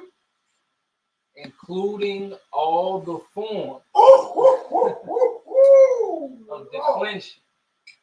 Including all the forms. Apparently, a primary word, all, any, every, the whole, all, manner of meaning, always, any, or anyone, any or any one. Boy, he's gonna put camel places. Boy, hey, boy, you have a foot on the menu. Just saying. Daily, everyone, or every way. As many as nothing. Thoroughly, whatsoever, whole, whosoever. Dang, Whosoever. And like y'all not look, because the I asked about context, right? But remember, this is Paul's letters that he's writing in Greek, right? And he chose to use the Greek word pas, which means all the things we just read. Strong's G 3956. He chose to use Pas. Pas. Speaking to people who understand the language. Yeah. So he knew, unless we gonna say he didn't know what he was saying. You understand? Now watch this. Shambles. Let's look at shambles. Oh, I got a whole bunch of cannibals running around. But anything that shows the shambles. Strong's G 3111. Makilan. Makilan. Nations that hate people. We can't act like that. It's not out. Shambles. Israel ate people. Let's keep it high. Part of the curses, part of the things that when we got siege, right, in 70 AD, bro, we were eating our children. Let's not act like this. I'm not going to lie to you. I'm not going to hide our wickedness. Bro, we ate people. Israel. I ain't really talking about nobody. Israel ate people. Yes, we ate our children. It's serious.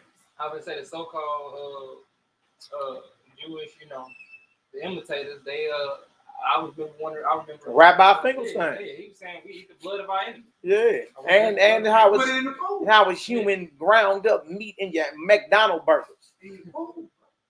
He said, look, the Zionists got control over all the slaughterhouses. Good night. Now look at this. Shambles. A place where meat and other articles of food are sold. A what? Meat market. Strong's definition. A butcher stall, meat market, or provision shop. Shambles. A butcher stall? Okay, now let's do, because it may not be that obvious to certain individuals, and we understand that, right? Now, let's go into different translations. Textus receptus. Yeah. Yeah, what? Look at this. Textus receptus. Man, you start looking all this stuff up. Blow your mind what all of it means. Translation. Whatever store in the butcher shop or the store or provisions. Now look at this. We just read the KJV, whatsoever sold in the shambles that eat, asking no question for conscience sake, right? The NKJV says, eat whatever is sold in the meat market. Oh my God. Eat whatever is sold in the meat market, asking no questions for conscience sake. The NLT version. Y'all, these are scholars that put these different versions out, who are highly trained in the Hebrew and the Greek to make it more, of modern English for those who don't know the these, the thous, the thines, and the thys. Right? It ain't like little short leg Willie down the street put this together. You did.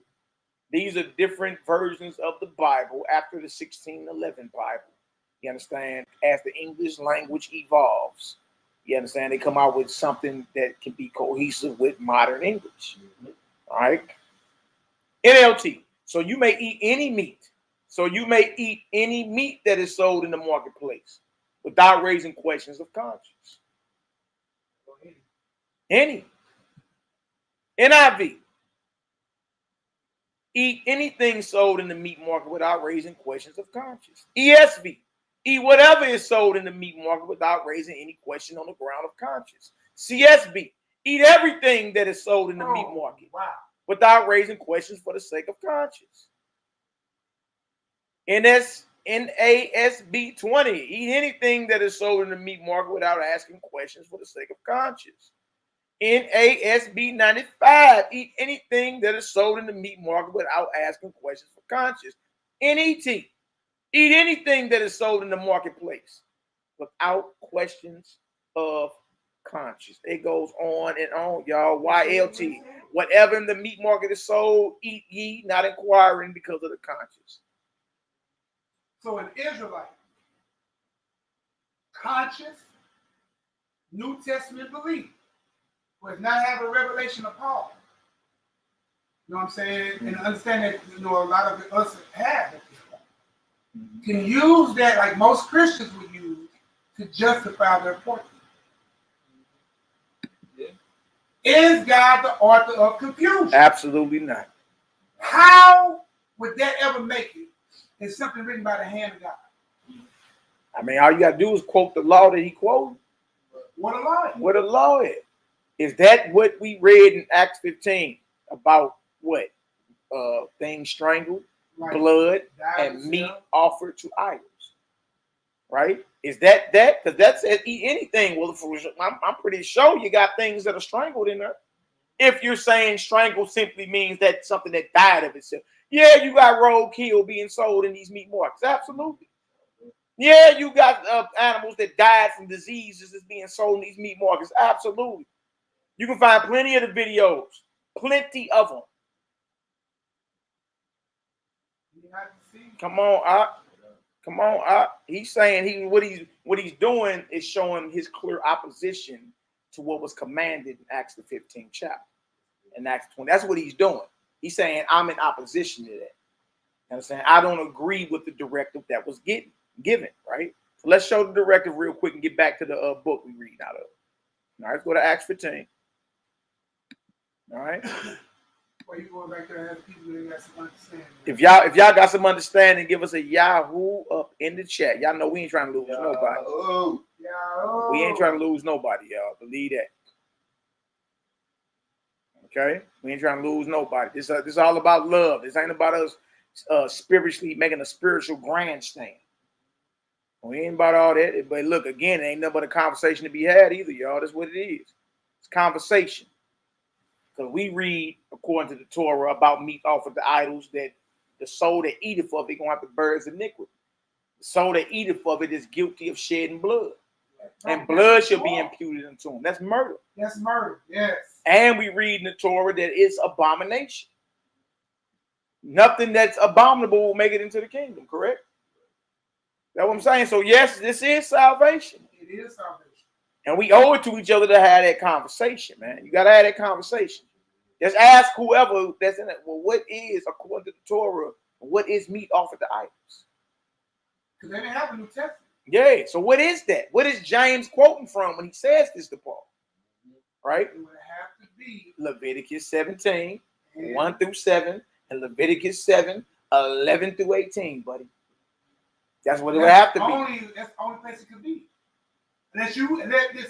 Or if you have a deeper knowledge than we have, please share with us. Listen, we ain't too proud. Sure ain't. We ain't too proud.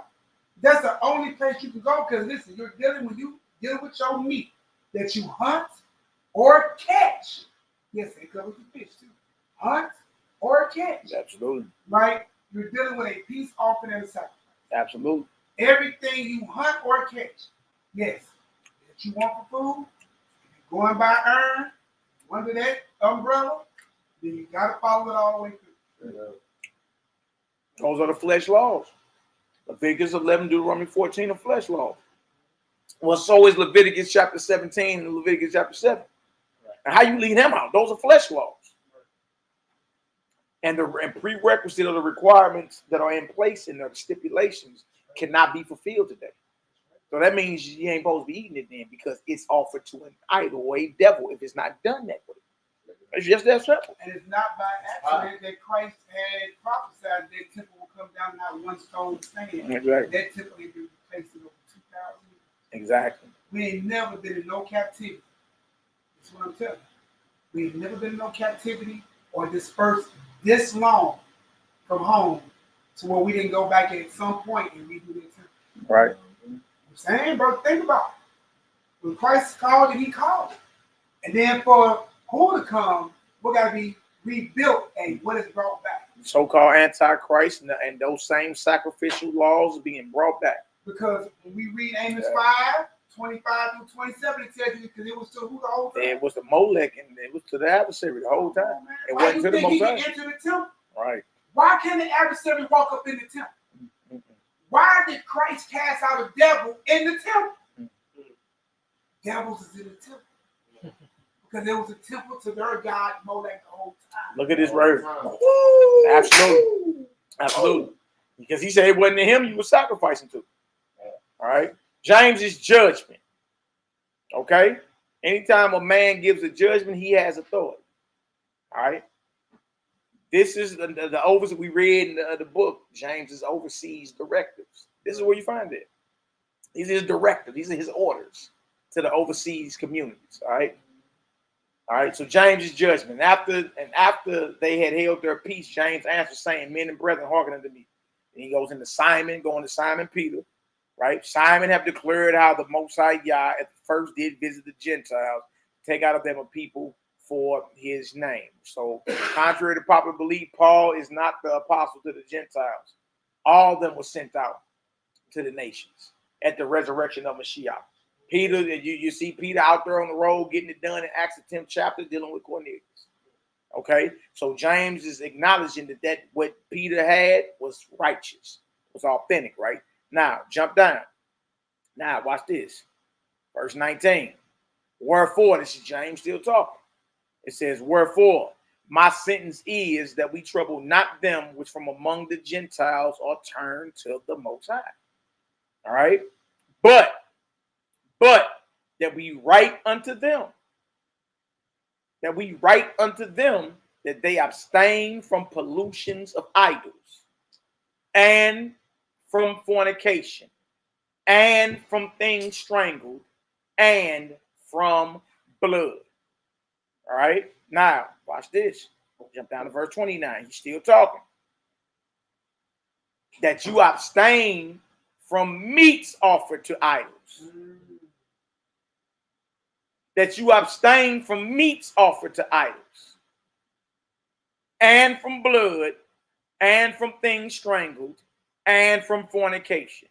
From which if you keep yourselves, ye shall do well. Farewell. Did Paul teach that? He hit fornication a little bit, but when he ain't teach nothing about meats offered to idols, he said whatever sold in the shambles, which are Gentile meat markets, eat it and don't bring up no question. Well, surely Gentiles have meats in their meat markets that are offered to idols. Right. Because it wasn't slain according to how the flesh laws of the Torah say it was slain. We have to do right in order for us to. Exactly. So that means it's offered to devils. You know, you go to them Chinese buffets, they got their statues right there burning with incense with fruit all in front of it. Cigarettes. Right there in front of it. And you go in there and buy all the meat and you eat all the meat at their buffets. And they tell you, yeah, they get it to their God. They do. Bro, we all did it. I tell you, I have. I was ignorant. So the question is, did Paul teach that? Look, Paul was under orders from these brothers. Paul don't have authority over them. They got the authority over him. All right. Did he teach that? Or did he say you got the liberty actually to be up in the idolatrous temple and eat the meat as long as don't nobody see you eat it? Sneaking. That's totally opposite. That's totally opposite. Eating whatsoever, all things at the meat market is not abstaining from meats offered to idols. That's all I'm trying to get brothers to see. He's teaching something different than this. And let's add something. I know we, Galatians 2. Paul tell you that I got the gospel, the good news of uncircumcision, and it was to Peter, who has the gospel of what? Circumcision. Two different things being taught. That's what Malak's trying to get y'all to see. He's teaching something different. Something totally different. Now I'm gonna ask you a question. Did Christ come to do away with any law? Huh? Yeah, he can't even do a sacrificial law. Right. And then all that misunderstanding that was given in the Torah. That's why he said from the beginning it was what? Not so. But I say, and then he give you what he wants you to know. Right. You see what I'm saying? But listen, Christ never taught uncircumcision.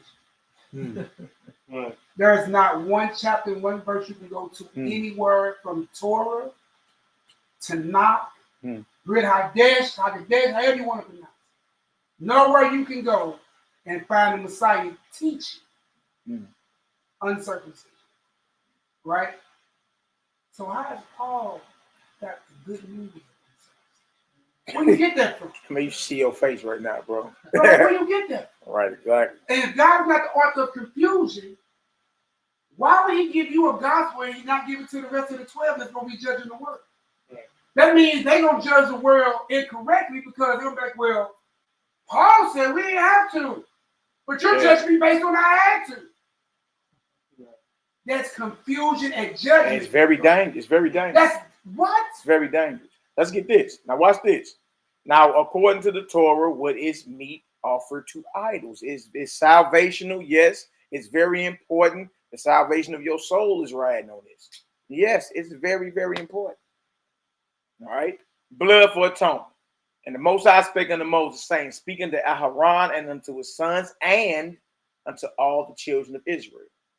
So this ain't just to the high priest or the Levites. Isn't to all the children of Israel. Right?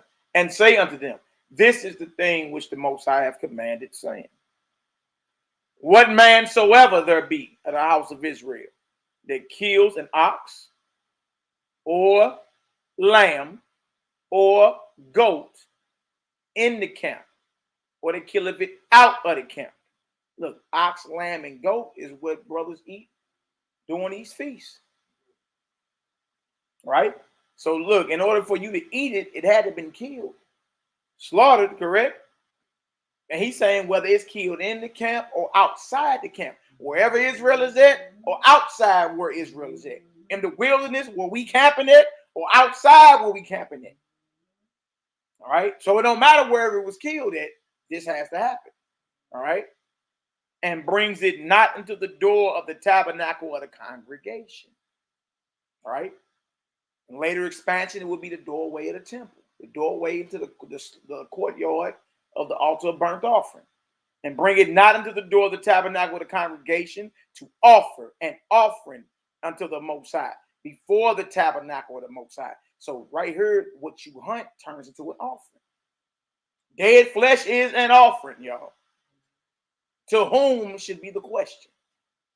It's all it come down to. Before the tabernacle of the Most High, blood shall be imputed unto that man, meaning he's guilty of murder. He have shed blood, murder, and that man shall be cut off from among his people. If we're dealing with being cut off, y'all, this is salvation. It is. It is. I'm going to tell you something, man. What we don't realize, all right, so you might be conscious of some of the sins that you commit. You might even be ignorant to some of the other sins that you commit. But they're still sins nonetheless. Could you imagine showing up at Judgment Day? Think about all that steak that you had and all that meat you was eating, boy, and how many charges of murder on your team. It's a prime cut her, boy. How many times you been eating that boy, chewing on that dead boy? It's prime cut her, boy. You know what you're doing. Pamper old boy. Well, you know what you're doing. You know what it is.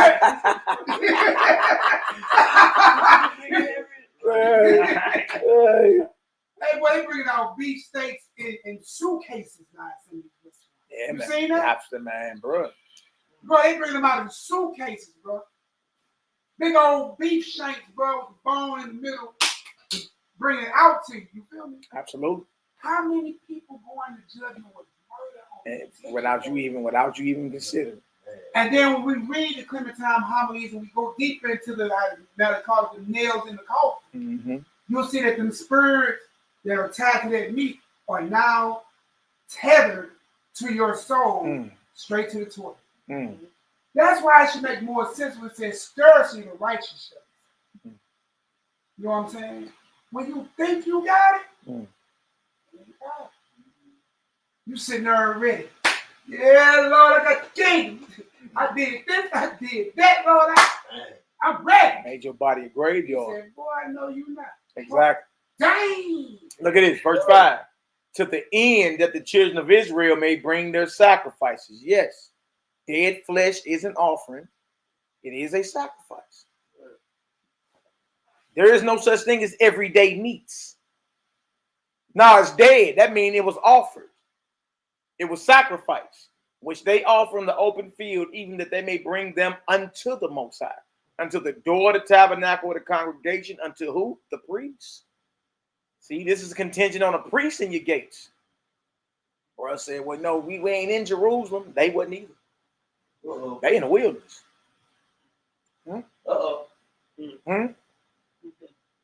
Surely there's a Levitical priest in your gates. Most y'all claim y'all know what Levi is. Huh? Brother, we ain't in Jerusalem. They wasn't either. Huh? Jerusalem wasn't conquered until like the 7th year of King David. None of them even saw, when these laws everybody claim they following, none of them ever saw Jerusalem. Jerusalem wasn't conquered 400 some years later under King David, 7 years into his campaign as being king. So we can't use we ain't in Jerusalem. They wasn't either. Huh? Yeah. Back them down. Back them down with the script, B. You got to go out and hunt. Yeah. They in the wilderness. You know what it said? In or outside. You still Levite in your gate somewhere. And it's all of us that read all these stories of dealing with the Maccabees, right? Dealing with the Feast of Dedication was coming up, right? There's always a Levite in the gate.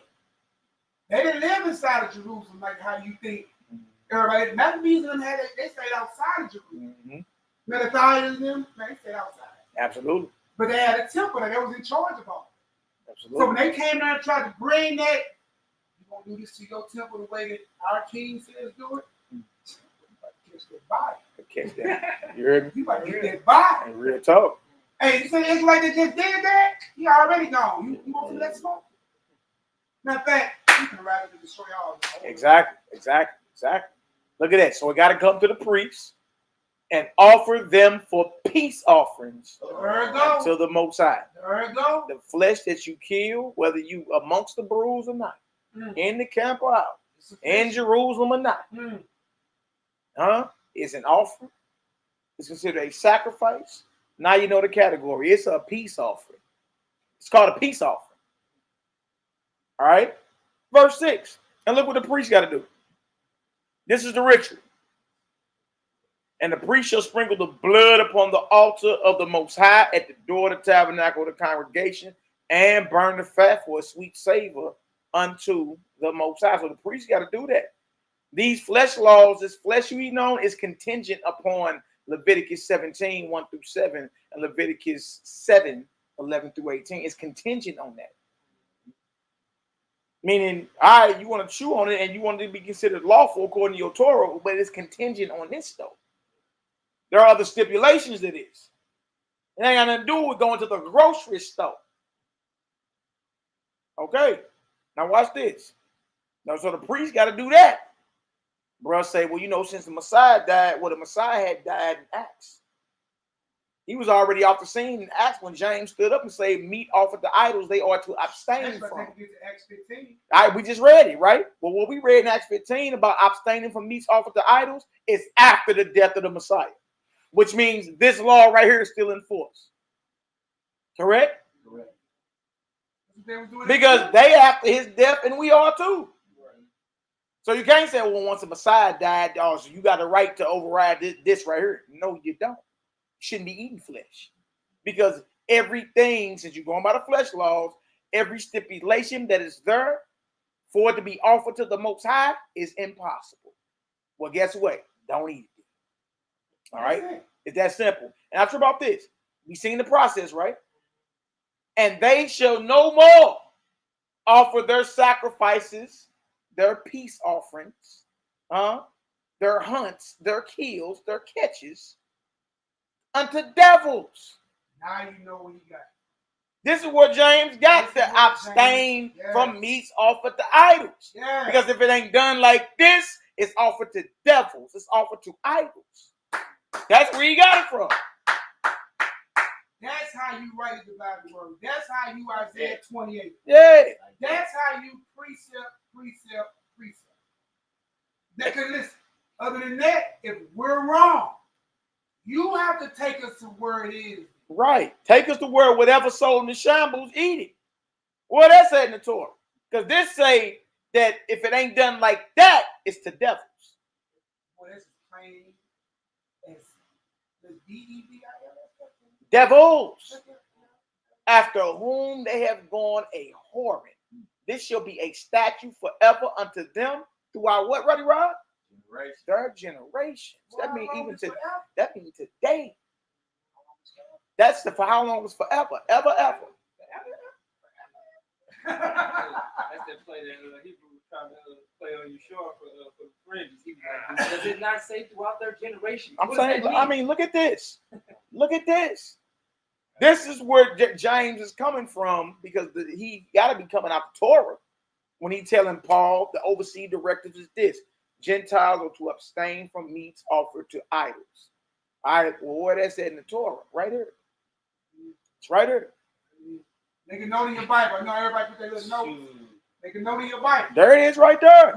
Put Acts chapter 15. That's right. 19 through 29. Acts 15, 19 through 29.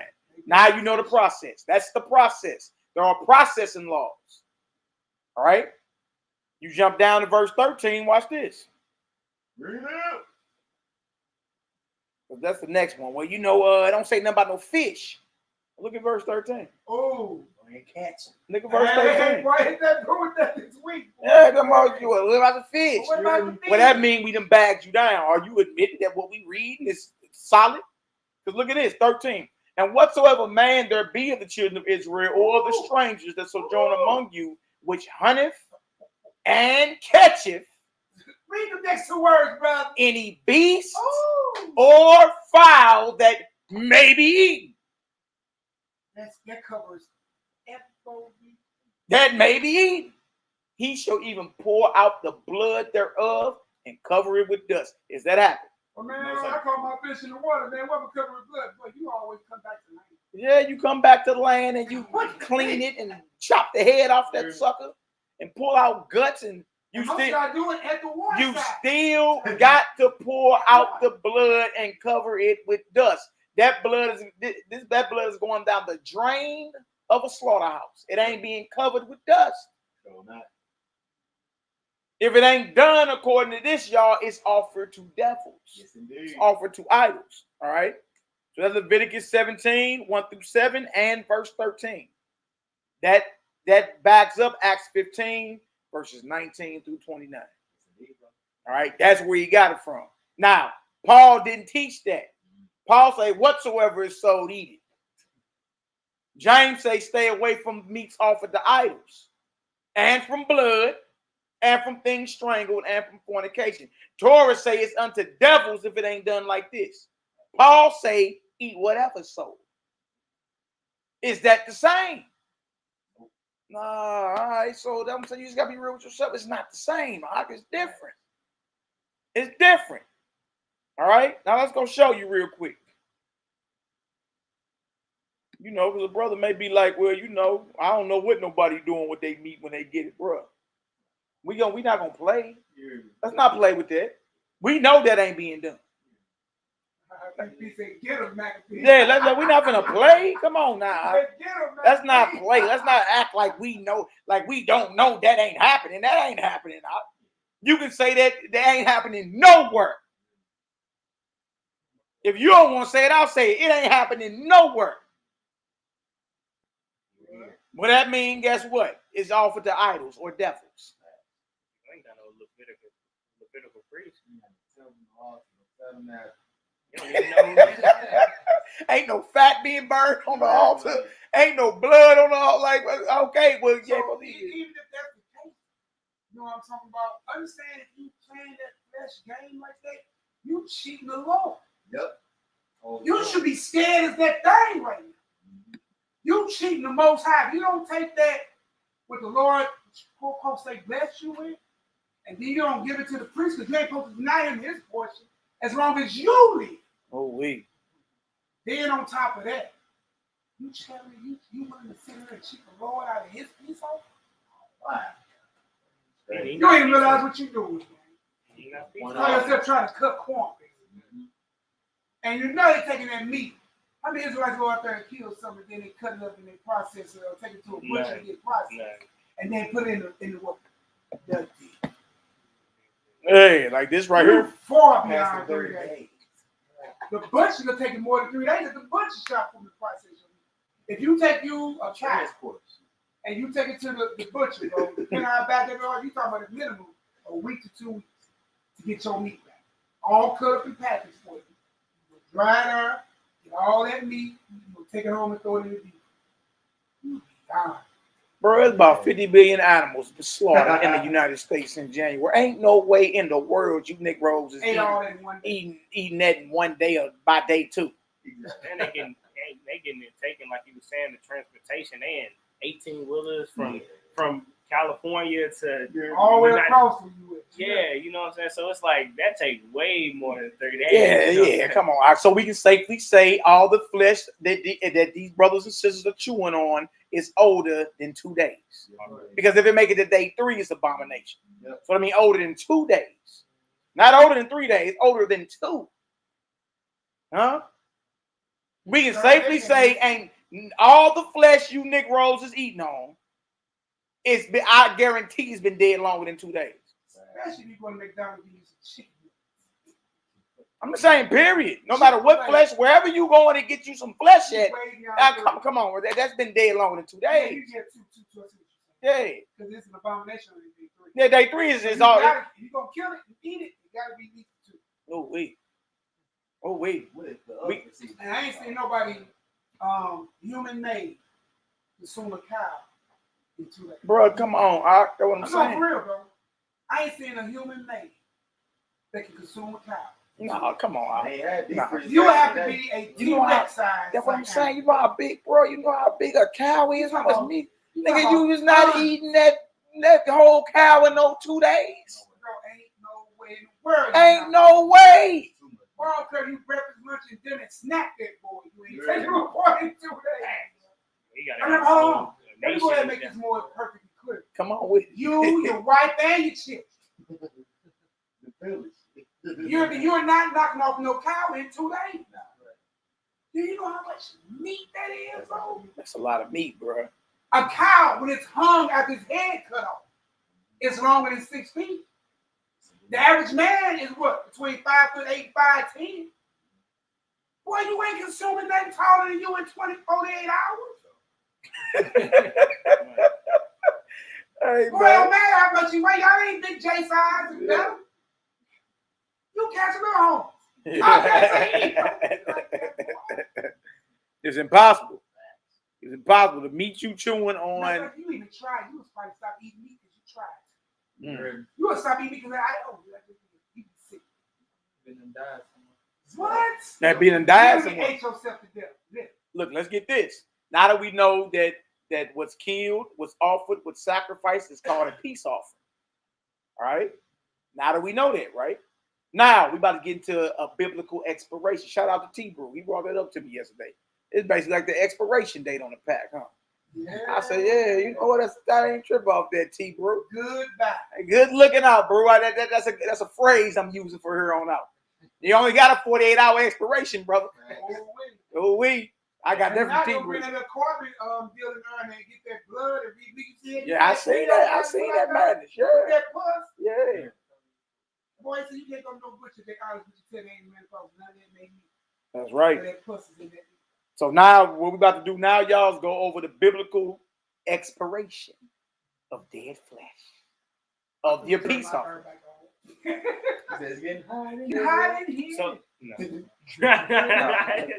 And this is the law to sacrifice of peace offerings, which he shall offer unto the Most High.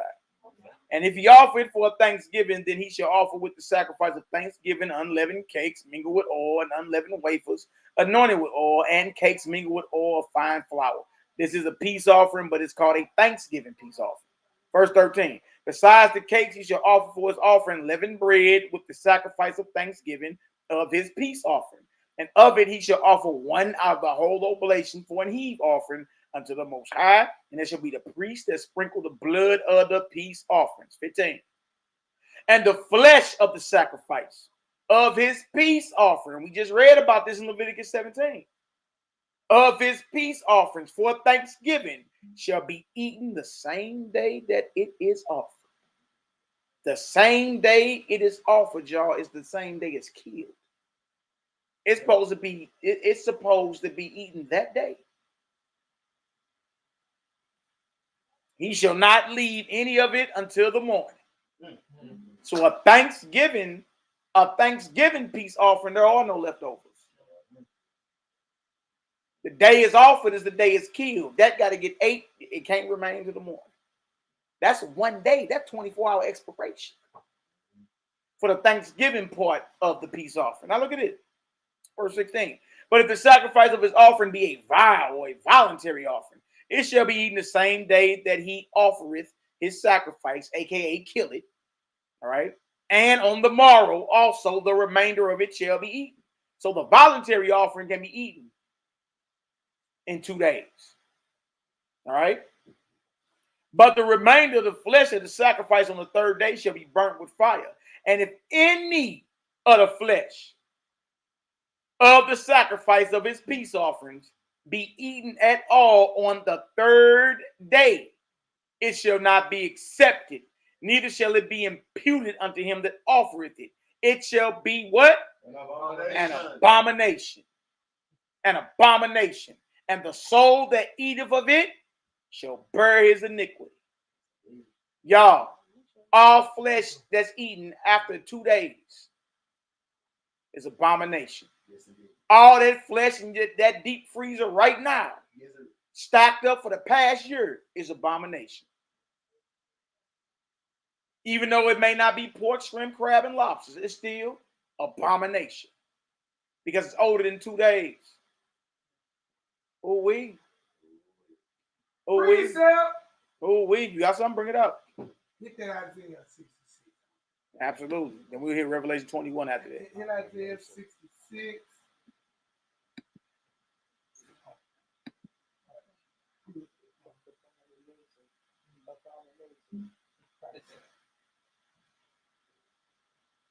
Hey, bro, we got to read this whole scripture. Yeah. You got to read it that way.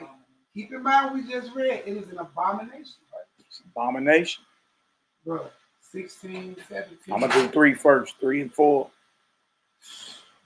He that killeth an ox is as if he slew a man. Boom. He that sacrificeth a lamb as if he cut off a dog's neck. He that offereth an oblation as if he offered swine's blood. He that burneth incense as if he blessed an idol. Yea, they have chosen their own ways, and their soul delighteth in their abominations. Y'all, we just read 3-day-old flesh is abomination. 3-day-old dead flesh is abomination. Now watch this. I will choose their delusions and will bring their fears upon them. Because when I called, none did answer. When I spake, they did not hear. But they did evil before mine eyes and chose that in which I delighted not. Verse 5. Hear the word of the Most High, ye that tremble at his word. Your brethren that hated you, that cast you out for my name's sake, said, let the Most High be glorified. But he shall appear to your joy, and they shall be ashamed. Yeah, how about we hold on and keep speaking what we know is true? All right.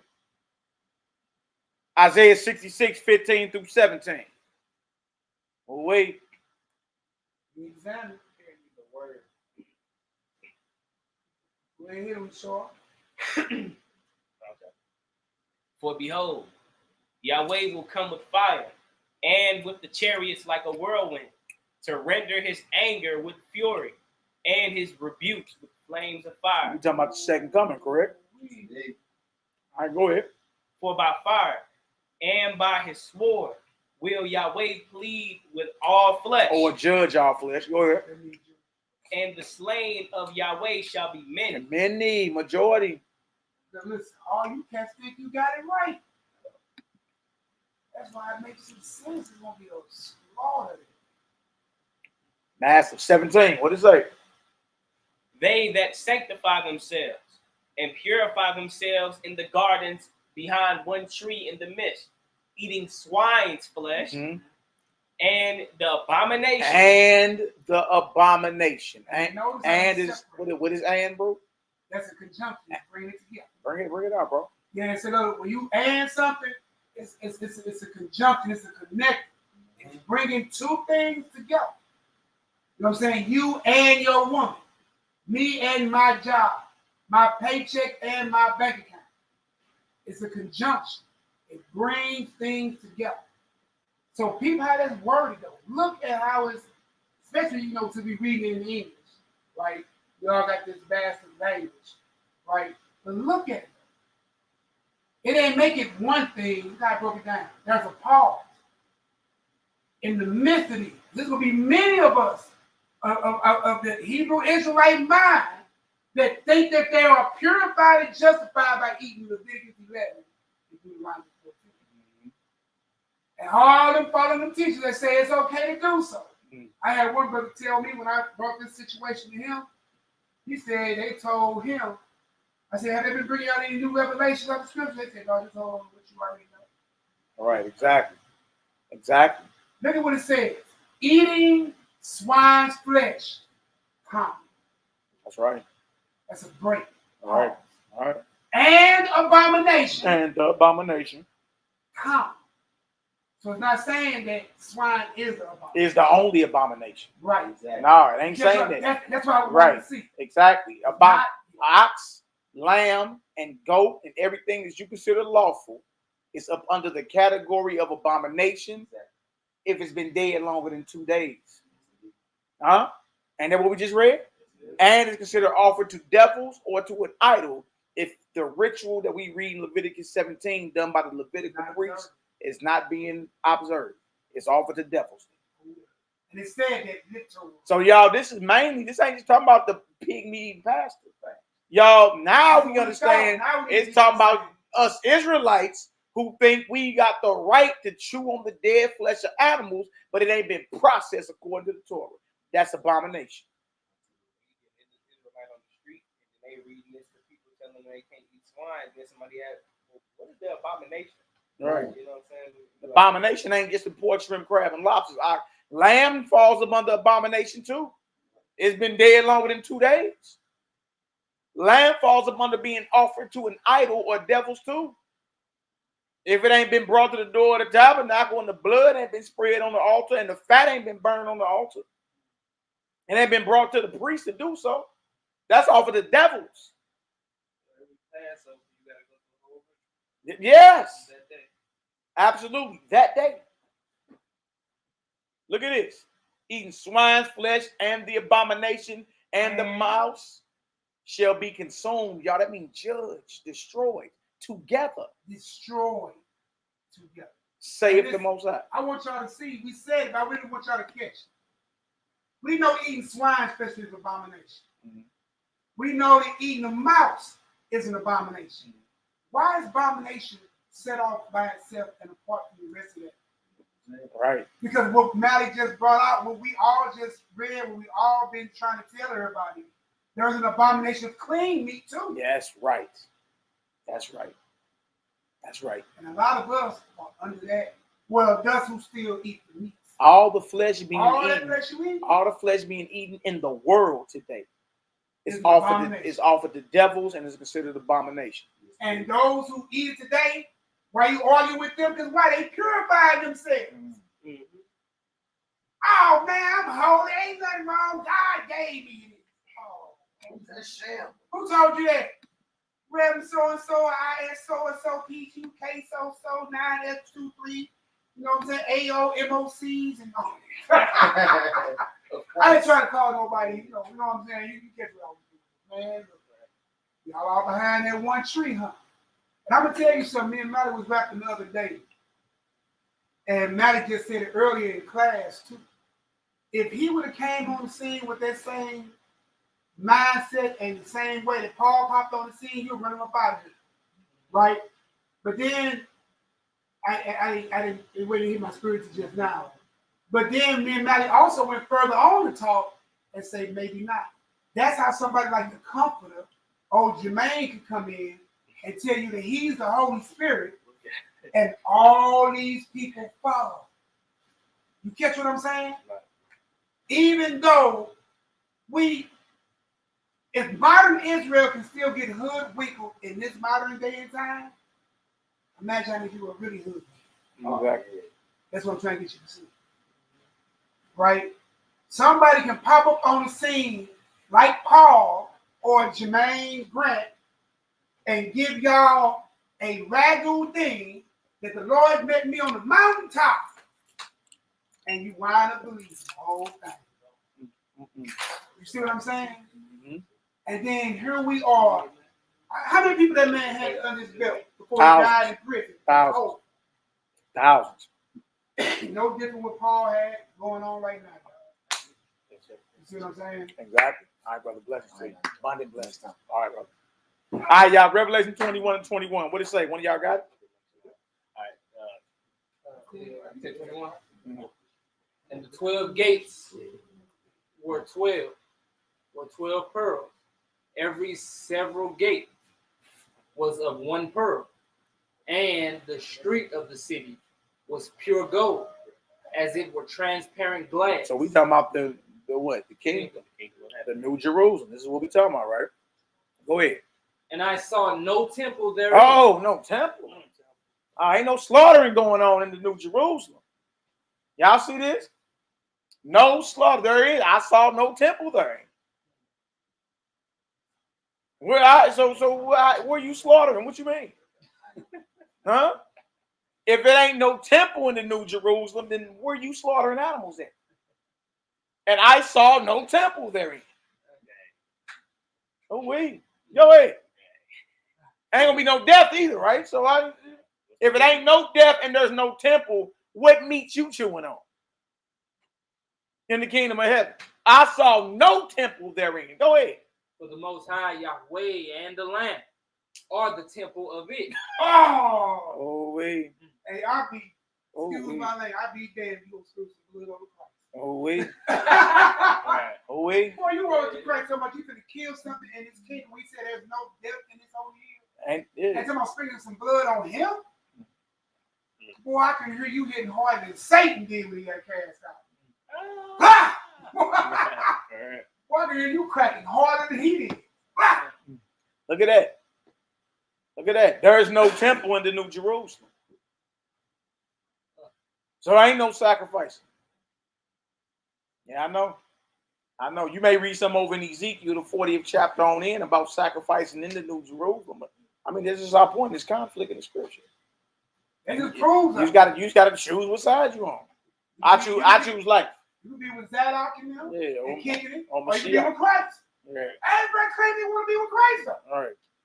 That's what they say. Now watch this. Go ahead. And the city had no need of the sun, neither of the moon, to shine in it. For the glory of Yah did lighten it, and the Lamb is the light thereof. Oh, wait, go ahead. And the nations of them which are saved. And the nations of them which are saved. My sentence amongst the Gentiles is this. Nations mean Gentiles. Amongst the nations, you got native Gentiles and you got Israelites who are living Hellenistic. All right, go ahead. Which are saved shall walk in the light of it. They're going to walk in the light of it. They're going to be doing what's going on in New Jerusalem, which is no killing, no slaughtering, no death. Go ahead. And the kings of the earth do bring their glory and honor into it. Come on. And the gates of it shall not be shut at all by the day, for there shall be no night there. Beautiful. Go ahead. Gates are always open. And they shall bring the glory and the honor of the nations into it. And there shall be in no wise enter into it anything that defileth, neither whatsoever worketh abomination. Wait. Huh? Whatsoever worketh abomination. And blood defiles. Whatsoever. Even when you read Leviticus 15 and you understand the intimate laws that's in there, yeah. Blood defiles, bro. Even you unclean to eat. You know what I'm saying? I'm not saying that you, but I'm just saying that blood defiles. What do you think? Bloodshed gonna be in the kingdom. Exactly. Blood defiles. That's right. And if Christ is the temple, who walking up on Christ? That's what nobody, baby. But there go the abomination again. And we read gonna be consumed together with those that eat the swine and the mouse. That we read applies to the lamb, the goat, the ox, anything that's hunted, anything that's caught, that's considered a peace offering, that you killed, that's you sacrificed, that you offered. You understand? Dead longer than 2 days is abomination. Right. Boy, Sean Johnson said, Mike drop. Mike drop. Go ahead, huh? Or make it the lie. Come on. But they are written. They which are written in the Lamb's book of life. Hallelujah, brother. All praises. Let's get back to this book we was reading. Being sure which book you are. You are that book. That's right. All praise glory now to the Most High. If y'all get some understanding, go ahead. Give us a Yahoo up in the chat, baby. Give us a Yahoo up in the chat. We ain't trying to lose nobody. All right. Now let's get back to what we was reading. All right. Let me share this. Share a screen. We back to Robert Eisman, as a matter of fact. I don't know if we're getting better or worse, but we only got 2 thumbs down. Oh, man. We're getting better. We going back to this right here. But y'all, we just spent about an hour in the Bible proving what we saying. We've been in the Bible. Other than that, we've been skimming through this. But for the naysayers, we've been in the Bible. And all of them read the Dead Sea Scrolls. Too many like him, I ain't saying it, don't do it. Yeah, exactly. I don't know about it. Okay, Robert Eisenman, James, the brother of Yahushua, and the Dead Sea Scrolls, the historical James, Paul the enemy, and Jesus' brothers as apostles. Very thoroughly researched. Very thoroughly researched. Paul the what? It says the enemy. It says the enemy. And what we've been saying before Matt went to this book today, we've been saying it like for a while. Yeah, man. He teaches what was something. Paul's original mission? To dismantle Christ. Mm-hmm. Job well done. You can't get mad at a man who completed his mission. Even after his death, his mission still be complete. Yeah, because those who were in authority of putting together the New Testament, collecting all the writings, they sided with Paul. You know what I mean? Okay, let me go ahead and pull this up for y'all. You got something? You sure? No, I ain't had nothing for real. Just it's crazy. It's crazy. It's crazy, man. But it makes sense though. You know what I'm saying? If you fulfilled their agenda, you know what I'm saying? Of course they would side with you. All right, so we in chapter 11. Exactly. We in chapter 11, James, vegetarianism, abstention from blood and consuming no wine. Yeah. All right, loving God, things sacrificed to idols, and James, vegetarianism. All right. So what I want to do is start back from the top. You sure? Okay, bet. And let's read it on in. All right. It says James is Nazaretism, or holiness from his mother's womb. Is not the only claim reversed in Paul's discussions. Whereas James clearly is said to abstain from eating meat. Clearly, it says. See that? Even the scholar know that, Nehemiah. What we got out of just putting the precepts together from the Torah and the book of Acts, this historian right here says James clearly is said to abstain from eating meat. You know what? Now, sitting here going back thinking about the birth of Mashiach, that would make sense for him to be no meat eater. Even while she was carrying the conceived Christ in her. Absolutely. No blood even entered her temple. He was not defiled at all. At all, bro. Even by her own saying, like I haven't even known a man until I gave birth. You know what I'm saying? So even on that, like DNA, semen, blood, it's the same thing, bro. Christ was not defiled at all, bro. I'm talking about even for what mama was taking in her stomach while she was what she was eating, right. But we got that in the Gospel of the Nazarenes that Miriam All of them was born that same Nazarites type. You know what I mean? out the gate. Out the gate, all her children. James was one of them. You know what I mean? James was one of them. All right, go ahead. So whereas James clearly said to abstain from eating meat, how did the scholar get that understanding? I mean, look, we just read. Cool precepts, you know, he Earl work. Yeah. Precept. Go ahead, Hebrew. And it says, eat. It says Paul emphasizes its consumption as in 1 Corinthians 10 verse 25. Ain't that what we read, Nehemiah? That's the shambles. That's where we went. And look, ain't that something? We've been going there long before we opened this book. Yeah, that's what I'm saying. So what he bringing out, y'all, showing y'all that Paul was teaching opposite of the chosen ordained apostles. The chosen ordained apostles and Paul did not have the same message. They did not. All right. Go ahead, Hebrew.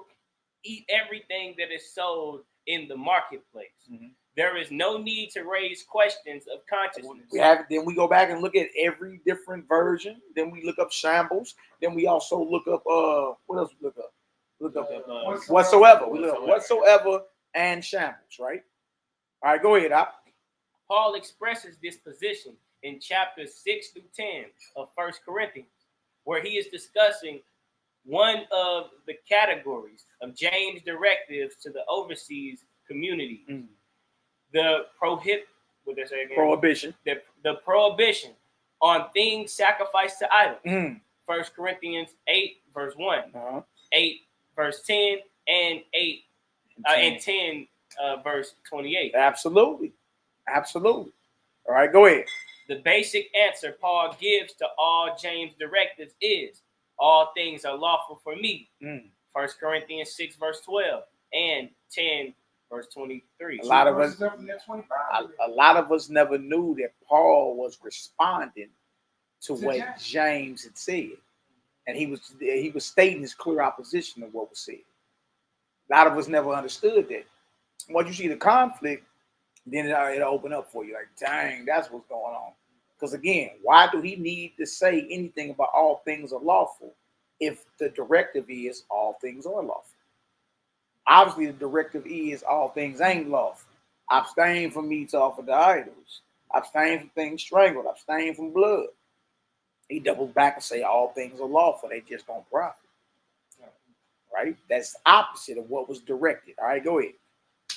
It says, even though not all things profit, or as he puts it in 1 Corinthians 8 and 1, build up. Come on. The building language is fundamental to Paul's view of himself as the architect or builder of a community. 3 verse 9 through 14. It fixes the context of the contrary kind of aspersion. As for instance, in the Habakkuk. Pesher. The Habakkuk Pesher is the Habakkuk commentary that's in the Dead Sea Scrolls. All right. Again, this man was very important in bringing out the Dead Sea Scrolls and making them available to the public. Robert Eisman was. Now he's quoting on the Habakkuk Pesher.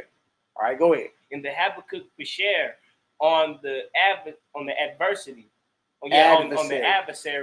of the righteous teacher, it calls the spouter of lion, who led many astray by building a worthless city on blood and erecting an assembly on lies. So what Robert Eisman is saying that so-called spouter of lies is Paul, and that the teacher of righteousness is James. You know what I mean? That's what he, through his research, that's what he came into. He like, no, dude saying something totally different. You know what I mean? Now, the Dead Sea Scrolls is historical. You know what I mean? Josephus, historical. Right? Thing is, if you want to jump into first century, what they call Messianism, or first century Palestinian Christianity, we limited on the resources we got. We got Josephus. Now we got the scrolls, the Dead Sea Scrolls. Philo of Alexandria, he another one. You know what I mean? But you really don't got, I don't even think it's 5 historical sources about the first century. I'm talking about history. I'm talking about what was dug about the ground. I'm talking about, you know what I mean? It's history. I'm not talking about literature. Right. You know what I mean? I'm not saying anything wrong with literature. I'm saying we talking about this difference between literature and history. Exactly. You know what I mean? The Iliad of Homer, that's literature. You understand? It's not historical. It may be historical things in it. You know what I mean? But it's considered literature. All right. So now he's going into the Dead Sea Scrolls. All right. Go ahead. So, incensed, does Paul become with these adversaries after terming persons who worry over reclining in an idol temple or eating things sacrificed to idols? Weak in 1 Corinthians 8 and 10 that he blurts out. So if meat causes offense to a brother, I shall never eat flesh again forever, so as not to offend, literally scandalize my brother. He's saying, so what Robert Eisenman is saying, when Paul said that he was incensed, meaning he was responding in anger. You understand? Because Paul says in 1 Corinthians 8, actually, that the believer in Messiah has freedom or liberty to go into the temple of an idol and eat the food that's prepared in there, as long as don't nobody see him eating it, which sounds like confusion, right? Then he goes on to call those who eat the food with the conscience that is offered to an idol, he calls them weak. But he also calls those who abstain from meat weak. So he puts those who know they're eating food offered to an idol and those who are plant-based in the same category. Weak. Romans 14, 1 and 2. He that eateth herbs is weak. He also called the man who eats the food in an idolatrous temple, known as offered to an idol, weak. So who's strong then? Person that eats the food in the idolatrous temple and don't know. And don't know it. Yeah, that's what you gotta be saying. Him that eat it but don't know it's offered to an idol. He's strong in faith. It just don't make sense. It don't make sense. All right. So he's saying he was incensed when he said that, you know, if meat make my brother to offend, and I won't eat no meat anymore. You feel me? Obviously, that ain't his position. And obviously, that ain't the position of the brothers that use Paul to justify eating flesh. Because if I take them there and show them and say, look, meat offends me. I'm your brother, correct? Well, meat offends me. Don't eat flesh no more as long as the world stands. How many gonna take that challenge? Hell no, they ain't gonna take it. You feel me? So what he's saying is, Paul is responding again and stating his opposition to what James is saying. You know what I mean? It's not genuine. He ain't saying that he will go that far as not to eat no meat no more. You know what I mean? He's really responding in anger. Like, what's the big deal? I don't agree with that directive. You understand? You don't like it, then all right. Ah, yeah, right. You know what? Since you want to say, I won't eat flesh. It's just like he do too much, bro. Like, dude, like he be doing too much. Like when you say like, you want to get circumcised? Cut the whole thing off. Yeah, cut your rod off. Like, it's just like he gets and then turn around and call, what the fruits of the spirit is love. Like, bro, you just said castrate yourself if you're circumcised. Come on, bro, stop that. All right, what else we got, Yeshua? It says, this is the same thing. Oh, yeah. This is the same thing he was addressing in 1 Corinthians 6, verse 11 through 13, amid reference to being washed, justified, and made holy before he turned to fornication and being joined to a prostitute's body in 6, verse 16. It culminated in the allusion to meats are for the belly, in the belly for meats. Wow, he did say that. Meats for the belly and belly for meats. Meaning meat, but you supposed to eat that. Good for you. That's why a lot of brothers believe. So what are the purpose of the animals if we're not to eat that? That makes sense. Meats are for the belly. That's just like meats are for the belly are for meats. Right, because don't nobody else. Go ahead, dude. Don't nobody ever say that though. But it's I never said that. Like, you know, but I know I read it. And I remember he did say that. So it's like in the back of the subconscious. You know what I'm saying? So even if you ain't flat out saying it, you know what I'm saying, you got that like in the spirit. Like that's what's on your spirit. So like I said, what you just said before, you can see why somebody would ask that question. Like, yeah, animals is for the belly. Like the meat is for the belly. Like, so what other purpose do they have on this? Right. They have no other purpose than for me to eat. How about cultivating the land, fertilizer to live with the breath of the Most High as long as they can, to reproduce? What if something just came and just said you ain't got no purpose, other purpose than for it to eat you? Oh, they do us like animals in the streets. Yeah. Right. You mad that the police is doing us the way they doing? They do us like animals. Do you really believe the animals? You know what I mean? I mean, once we were living in that kind of condition, we other than for the heathen to enslave us, make us out of purses, and, you know what I'm saying, and sometimes eat us and all that, we had no other purpose. Exactly. Yeah, according to them, right? So you fall there and So right. he straight said it though. Culminated in the allusion to meats are for the belly and the belly for meats. He said that, y'all. Huh? That's off his own mouth. That's why his letters are very valuable. You know what I mean? Reread them. Reread them now that you know the blind has been off. You say, dang, this dude was on one. He started to look like because at first you look at him like, dude, this dude is just so righteous and so like intellectual. A Torah scholar. Yeah. And like so humble and so like, but then you see like when he start, like you said, take the blinders off or whatever, you start to see like, dang, he seemed kind of mad in this moment. Yeah. Like, he seemed kind of like, dang, like he seemed bipolar. Yeah. He seemed bipolar at times. Huh? We call that a thing. Yeah. Castrate yourself. Got a few fruits of the spirit. Yeah. Castrate yourself for the brother, peace, love, joy, gentleness. That ain't gentle. Castrate yourself. Come on, right. All right, come on. It says it illuminating the illusion the meats are for the belly and the belly for meats, and his oblique reference to the toilet drain. What else we got, you sure? Now, following the discussion of loving Yahweh, piety, love building up, and his adversaries, weak consciousness being polluted, he concludes, food does not condemn us to Yahweh. Commend us. Food does not commend us. Go ahead. To Yahweh. Neither if we eat do we have any profit, nor if we do not eat do we fall short. Wow. But no, the directive said abstain from meats offered to idols and from things strangled and from blood. What you mean if we don't eat it, we ain't gonna fall short?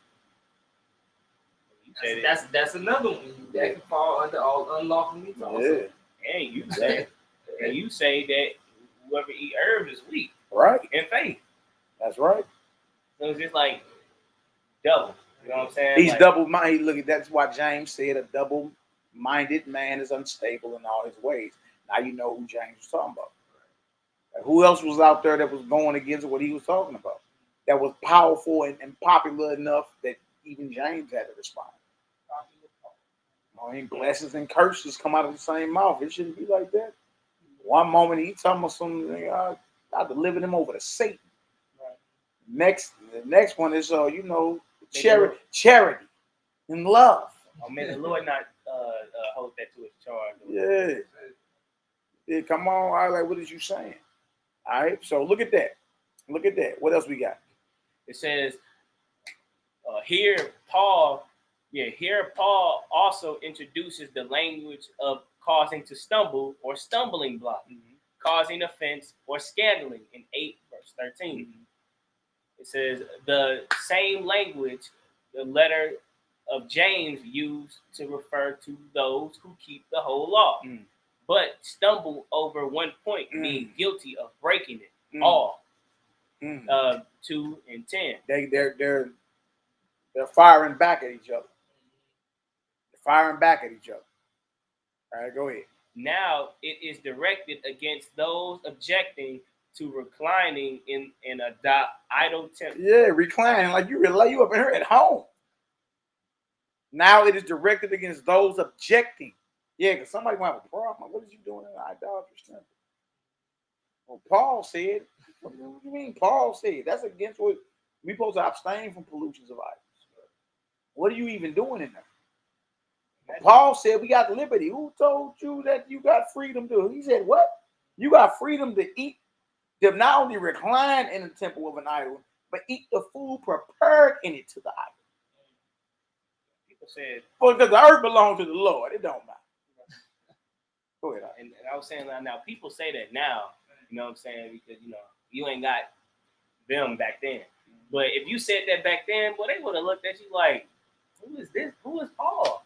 Like when we say it right now, people think it's blasphemy. But if you would have said that back then, it's like, who is Paul to the leaders of the Jerusalem at that point in time? Even with Paul's writings, like even people that that want to say they follow Paul, you can't sit here and say, like, let's say you say that without the script. Like, man, yeah, you can eat in the temple, you know that, right? You can't eat in the temple.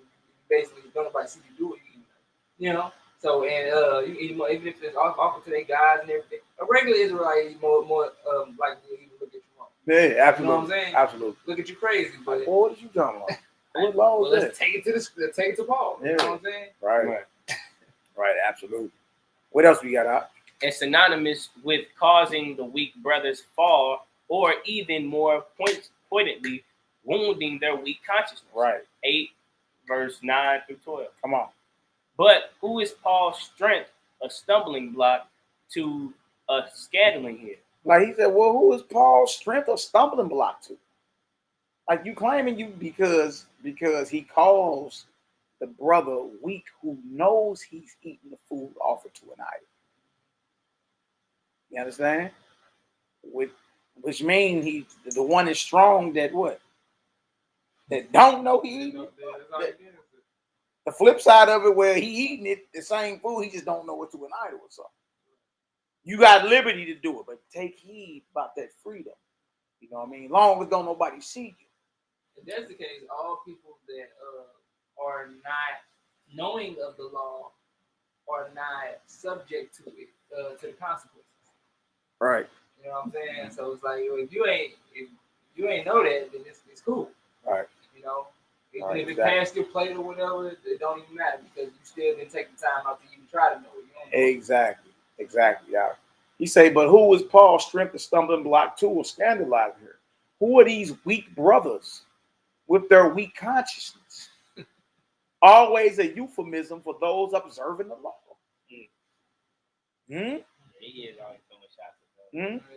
Who make issues over table fellowship and consuming unclean foods when these things do not matter?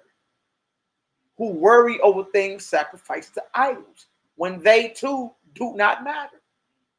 In other words, who you think Paul got a problem with? Right. Who always keep coming checking his doctrine? It don't matter, right? Like you can eat it and eat whatever you want and be up in the idol's temple reclining. So he's saying, well, who is he talking about? How you calling brothers weak, but it's really this weak phrase you using is a euphemism for those observing the law. Right. Who make issues over table fellowship? Nazarenes. And consuming unclean foods when these things do not matter. Who worry over things sacrificed to idols when they too do not matter. Then concerning the eating of things sacrificed to idols, we know that an idol corresponds to nothing in the world and that there is no other God except one. But some with conscience of the idol even now eat as of a thing sacrificed to an idol, and their conscience being weak is polluted. 1 Corinthians 8, 4 through 7. This has to be seen not only as a discussion of James's directives to overseas communities enumerated in Acts and refracted here, but also as a direct attack on James, even though it is delivered in the most evasive manner conceivable. Yeah. Oh, we. All right, that's chapter 11, page 92. Let's get over to page 93. All right.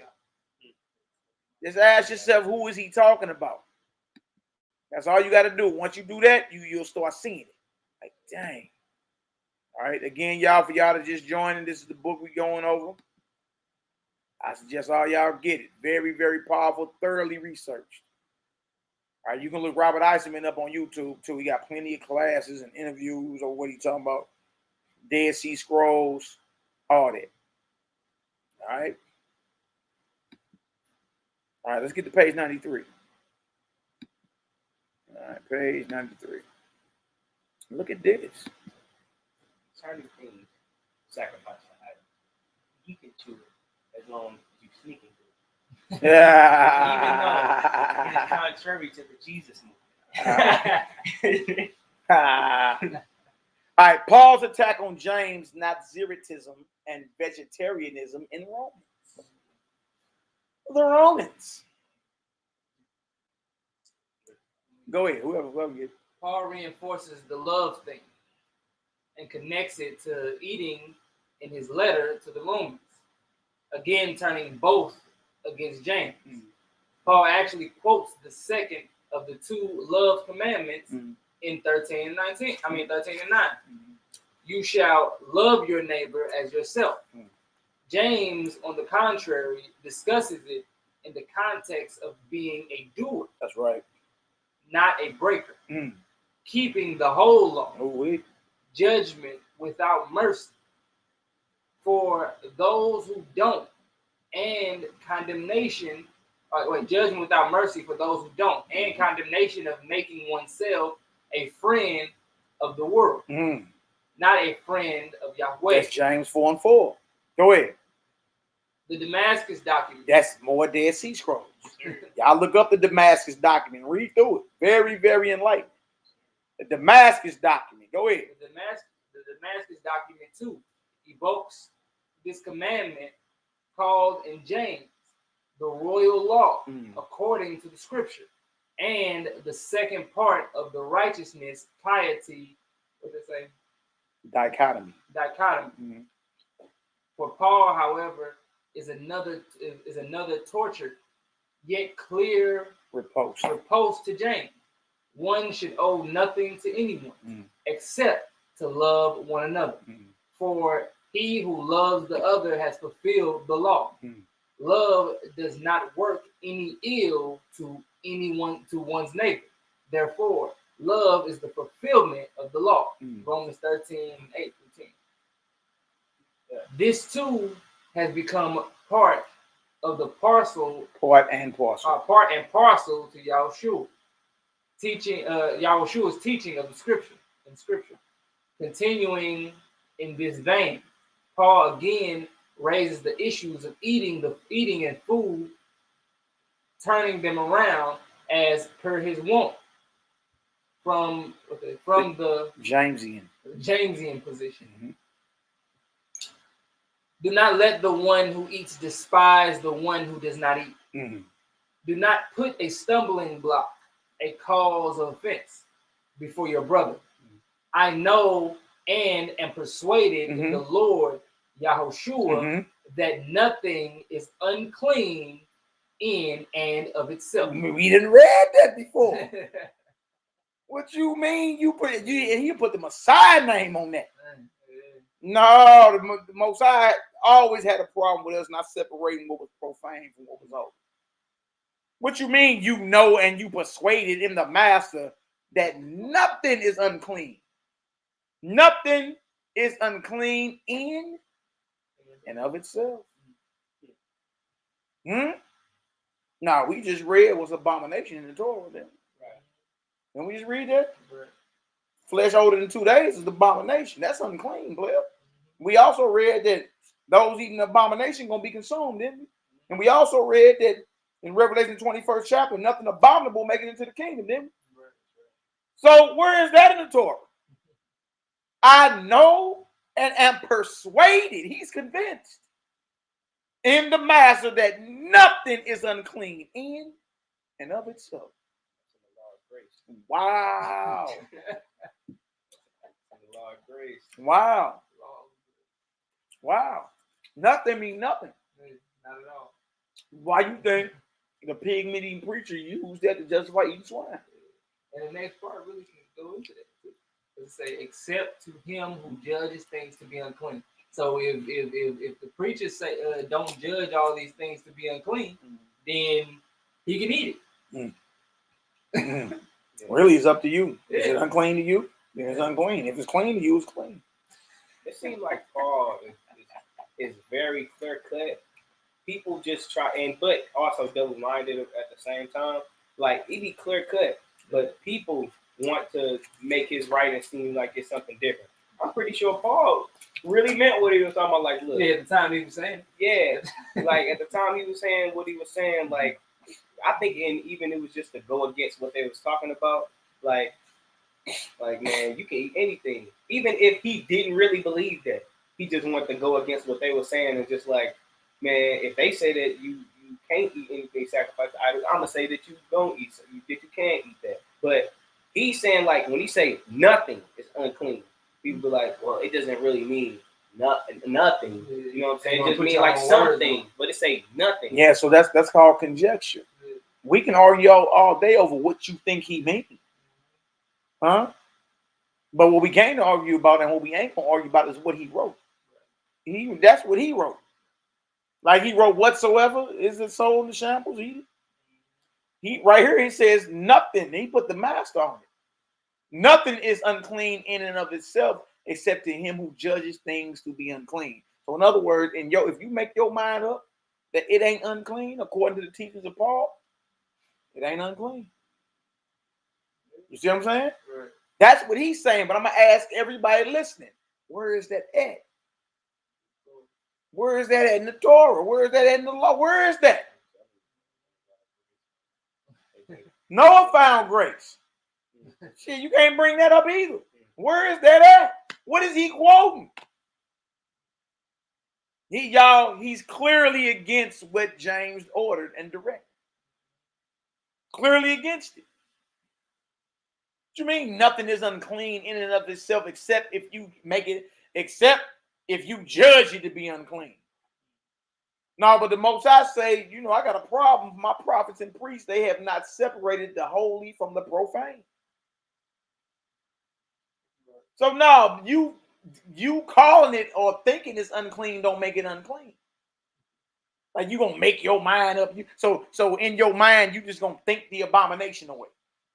No, it don't work like that. You gonna make up your mind that it ain't? Right. Okay. Nah, dog, it don't work like that.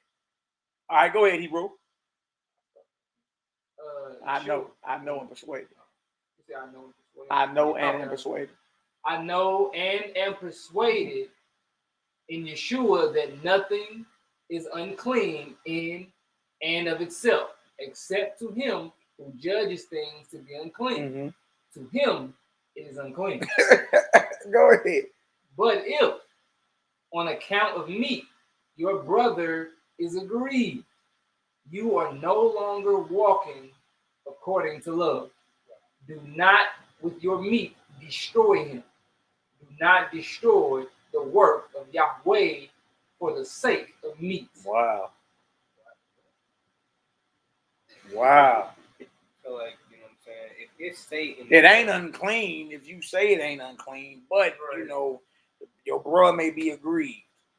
So it may say it in the law. It might say in the law that that's an unclean thing or abomination, but like you don't believe it's an abomination. So I see that it's an abomination, but like you just don't feel that it's an abomination, so it's not an abomination. But based off of that, it's been plenty of brothers that's not okay with eating the flesh. You know what I'm saying? Hey. Therefore, everybody should quit, so everybody's not destroyed and all of that.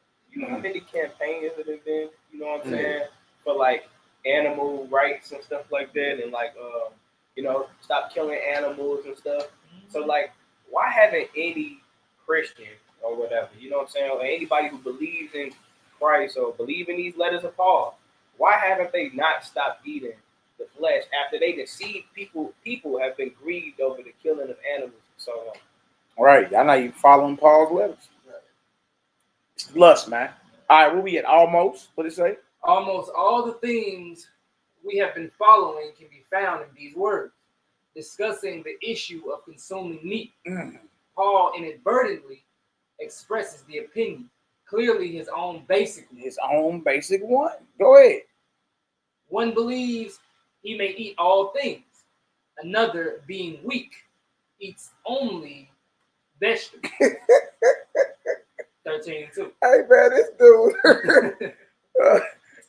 Come on, man. Come on. Remember, he called so those that are vegetarian or plant-based, You weak. We saw. Weak. Dang, son. Dang, that mean Adam weak. That mean Daniel and them weak. That mean the Most High weak for giving it. Good night. No, we Good night. What else we got? that this is an attack on James seems also almost irrefutable. Exactly, it's irrefutable. Because who else you talking about? They got enough authority and power that got your attention. That you calling weak. It ain't Ned the wino at the store. So what Messiah? So what? Who had the authority in Paul's day that was vegetarian? Right. That was plant-based. That had so much authority, he had to respond. Go ahead, Op. That his author is cloaking the issue in an attempt to appear accommodating should also be clear. Yeah, exactly. He's cloaking the issue. And then at the end seem accommodating. Right. He's playing both sides of the fence, y'all. It's classic. What we doing? Playing both sides of it. What else we got? But the basic position here does once again redound to the situation of James. James is vegetarianism. Mm-hmm. For Paul, this is just weakness. It's weak to him. Go ahead. His basic position is that such things do not matter. That all the food, as he has told us, in the marketplace is clean. Wow. Wow. Well educated is now necessary, even seeing salvation. Okay, come on. Let's get it. That Paul makes the same claim as James, being separated from his mother's womb for himself, while all the time adopting the very opposite position to him on the issue of separation of clean from unclean. Makes all these allusions all the more interesting, and his position regarding them all the more disingenuous. It does. It does. So you claim you a Nazarite then? Right. Separated from your mother's womb, and you was holy from your mother's womb. Right. How you claim that, but you in total opposition to the Nazarite way of living? How you calling that weak? Dissing brothers with the locks, with the long hair and all type of women brothers, a razor never touched their head. So they got long hair. That's who you talking about? They don't eat flesh, so they weak. That's what you talking about. All you gotta do is ask yourself who had the authority that would get Paul's attention for him to respond against them. That's all you gotta ask yourself. You think about it, if Gentiles or heathens or whoever was already eating in the doctor's temple, what need would there be to teach that you can do that? Excellent point. You know? Excellent point. Excellent point. What need would it be that you can teach that if they already, that's what they do anyway? Yeah. Because obviously James' teaching was checking his.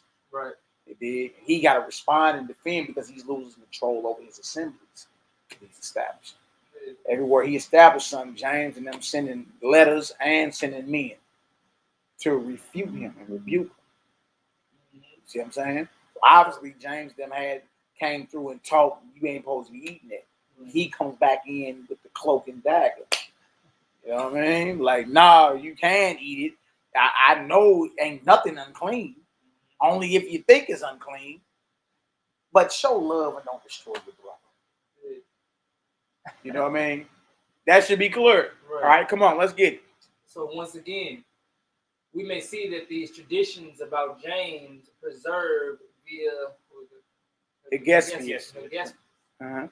In Eusebius, Jerome, and others do have substance behind them. Exactly, because when you read them, I got all these historians who lived 1,600 years ago, close to 1,800 years ago. Yeah. Well, I got all them. You dig? And all them, I tell you, James and them, you know what I mean, and the apostles on down, they did not eat flesh. Right. They ain't eat flesh. You know what I mean? It was well known during their time. All right, go ahead. These had to do with the manner in which James was seen as holy or consecrated from his mother's womb, or a certain concept of being a lifelong Nazarene that seems to have been important to the Jerusalem assembly. Oh, wait. Oh, wait, really? Go ahead. And even early Christianity as a whole. Flat out. Early, the earliest movement, these brothers was plant-based, bro. That's what it was. That's just what it is. All right, go ahead. Not only then do we have in this passage in Paul's letter to the Romans collateral verification of James's vegetarianism insisted on in all the ancient sources. Correct. And we've been bringing them out. Yeah. Go ahead. But also something of the reason for it. This undoubtedly had to do with following the regime of extreme purity. Yeah. Or as both Paul and the Damascus document from Qumran. That's where their scenes was at. Yeah, the Qumran community, their scenes. Yeah. That's where they found the Dead Sea Scrolls. Right. All right, go ahead. From Quran put it, of perfect holiness or perfection of the way. I like that. You like that, don't you? Perfection of the way. Perfection of the way. Go ahead. And this, in turn, was related to, however, obliquely, the issue of accepting or rejecting polluted gifts and sacrifices in the temple. Oh, wait. Okay, let's get to the next page. That page 93. Get on over to page 94. You dig? All right. Again, y'all, this is what we reading. Robert Eisenman, James, the brother of Jesus, and the Dead Sea Scrolls, historical James, Paul, the enemy, and Jesus' brothers as apostles, very thoroughly researched. I would advise anybody to get this. All right, this volume 1 is 2 volumes, or you can get both volume 1 and volume 2 in the same book. 1,000-page read, though. 1,000-page read. All right. Page 94. All right. Pollution in the wilderness. All right, go ahead. All right.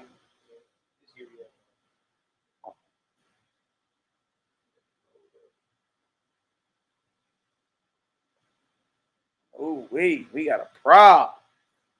We got a problem. Similar concerns are in evidence at Qumran, at least where the issue of gifts and sacrifices in the temple is concerned.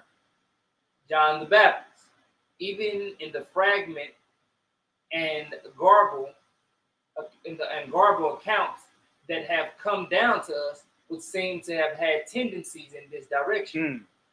The problem in John the Baptist's case, in the idea that he ate locusts. Right, grasshoppers. We heard people say he probably eating grasshoppers with hot sauce on it.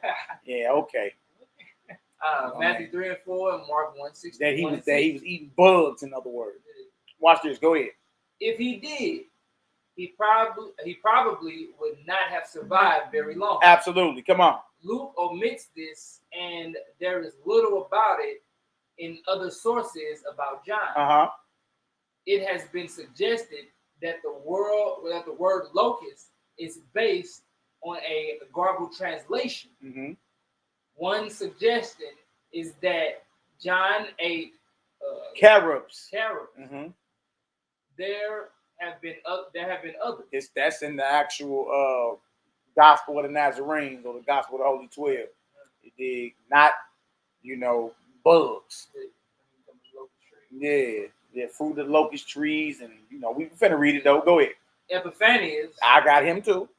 The Panarion by Epiphanius. Go ahead. Epiphanius in preserving what he calls the Ebionite gospel, or the Gospel of the Nazarene. Right. Go ahead. Rails against the passage.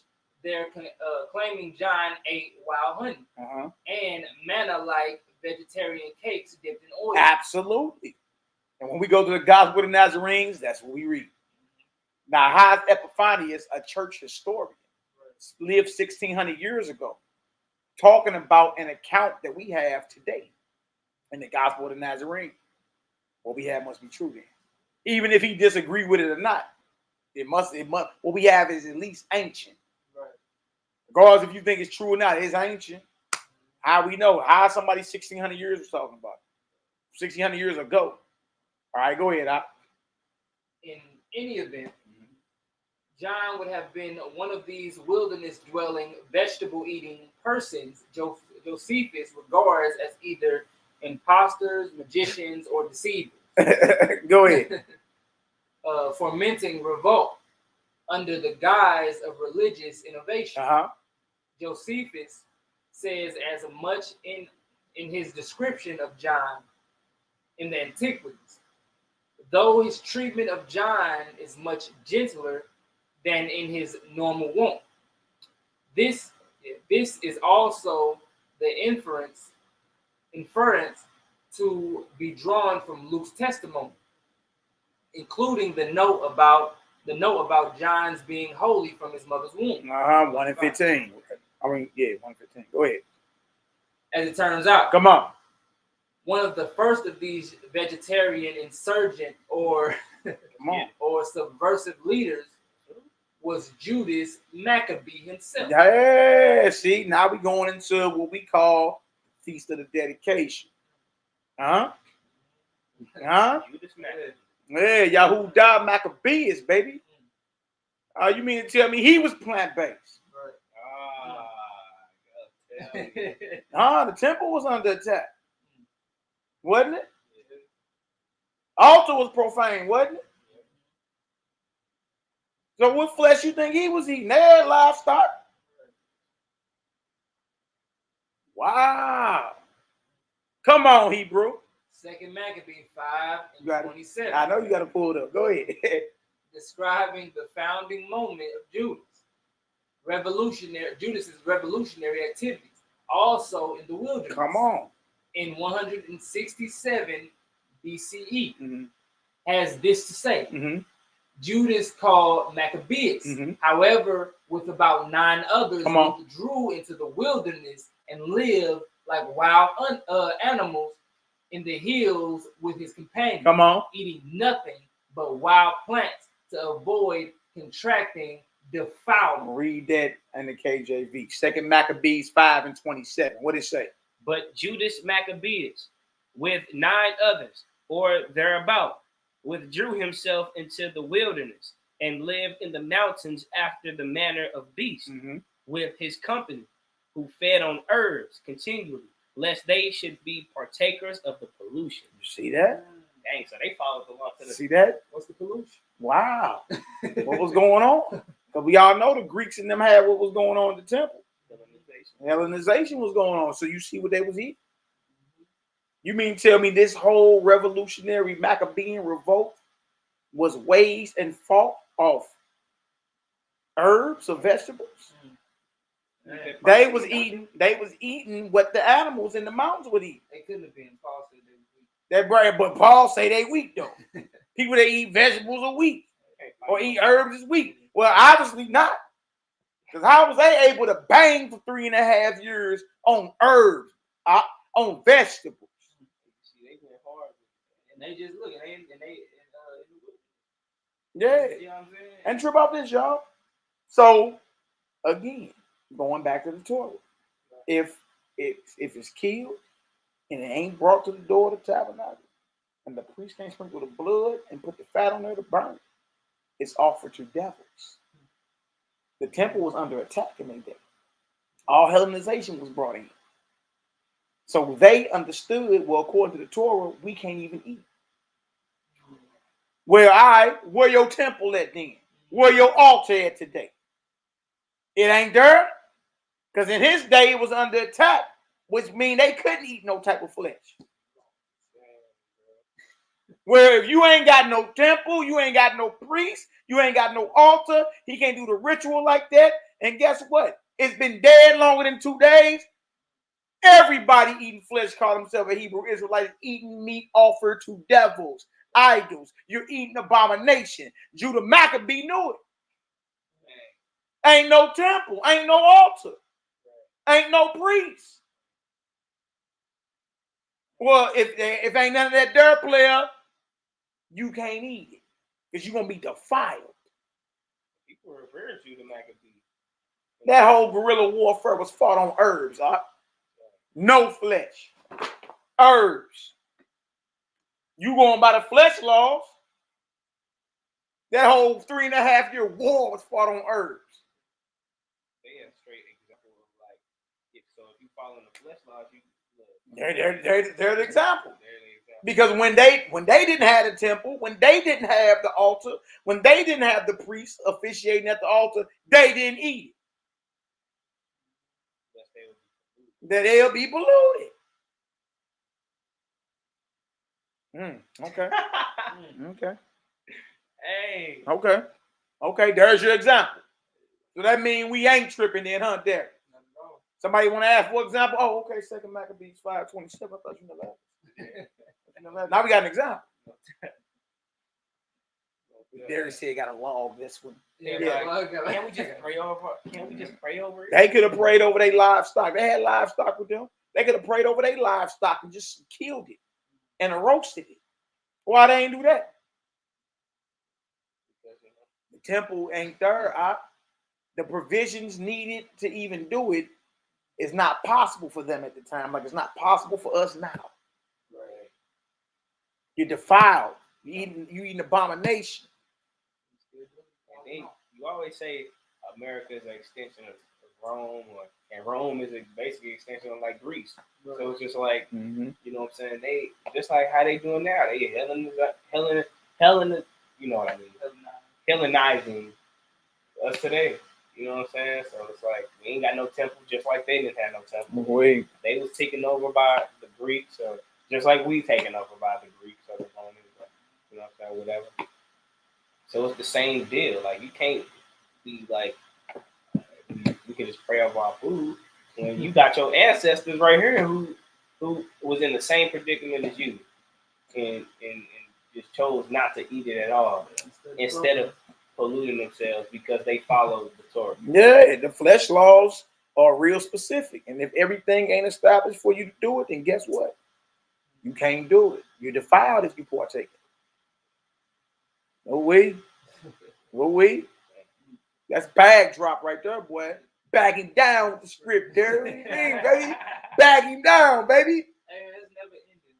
Hey. You know what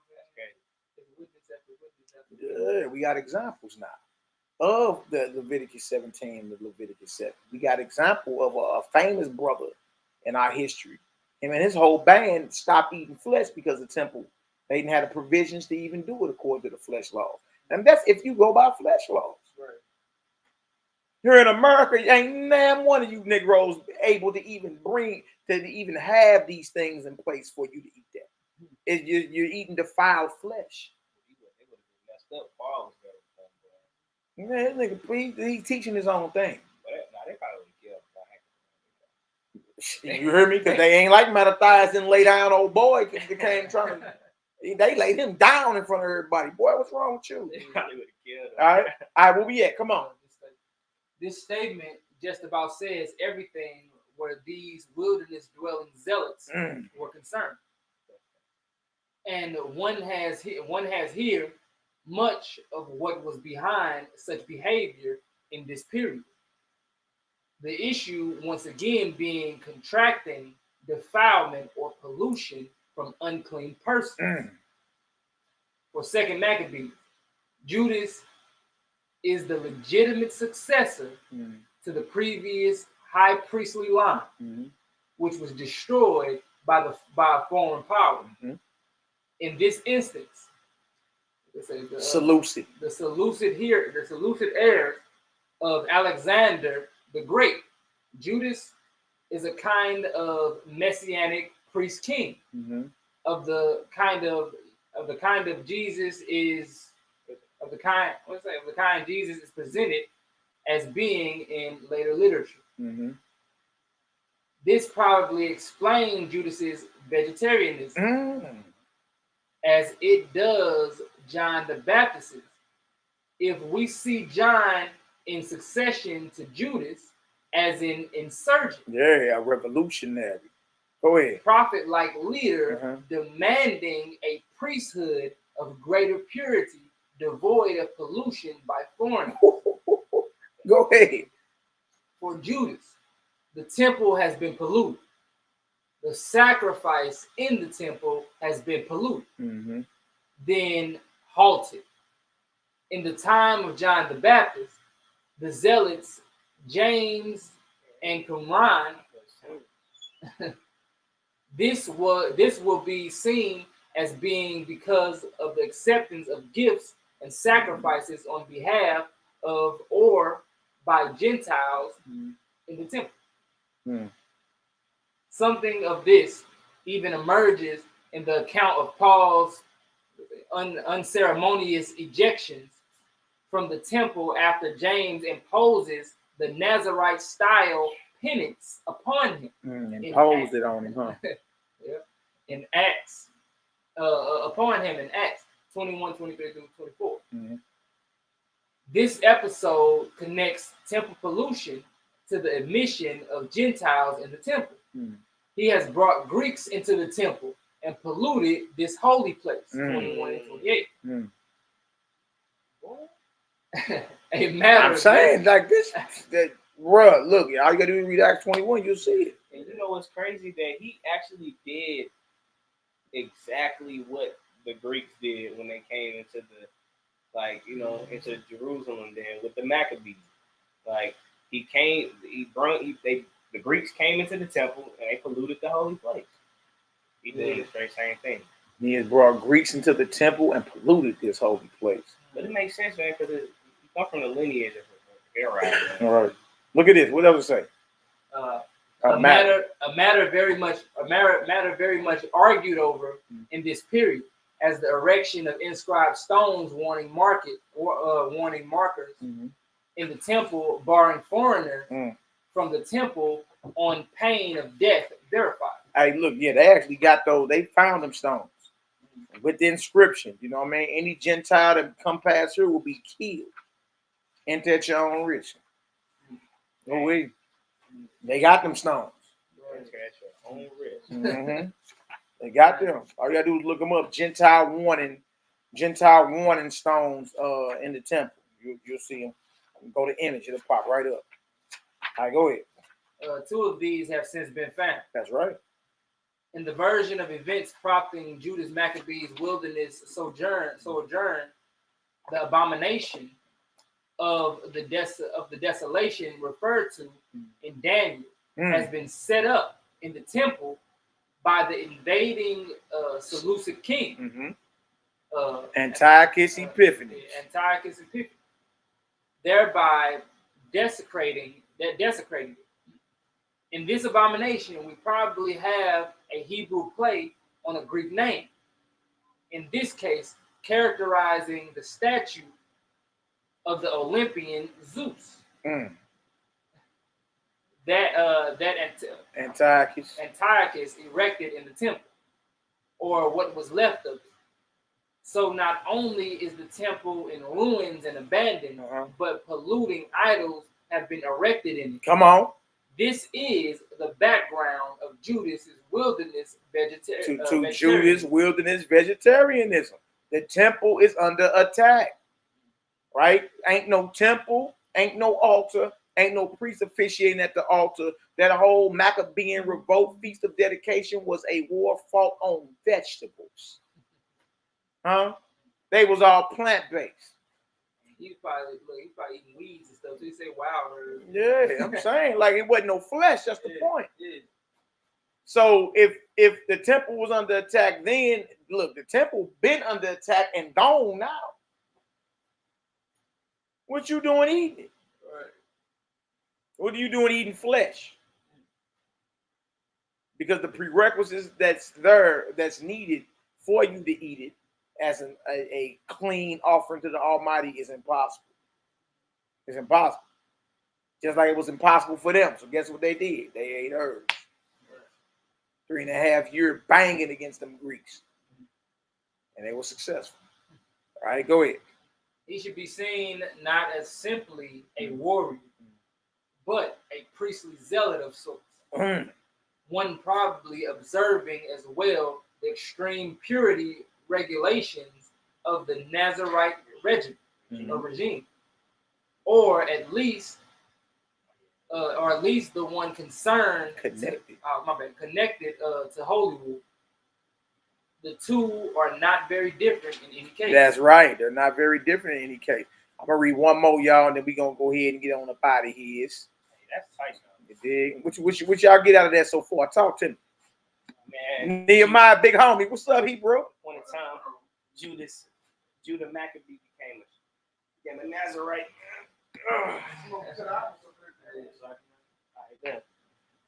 And then tomorrow, if we get on tomorrow, we're gonna go over the first Zadik, Noah, and being called by name, right? And then he goes into how Noah and them had to be plant-based too. You know what I mean? But I'm telling y'all, this is an excellent read, man.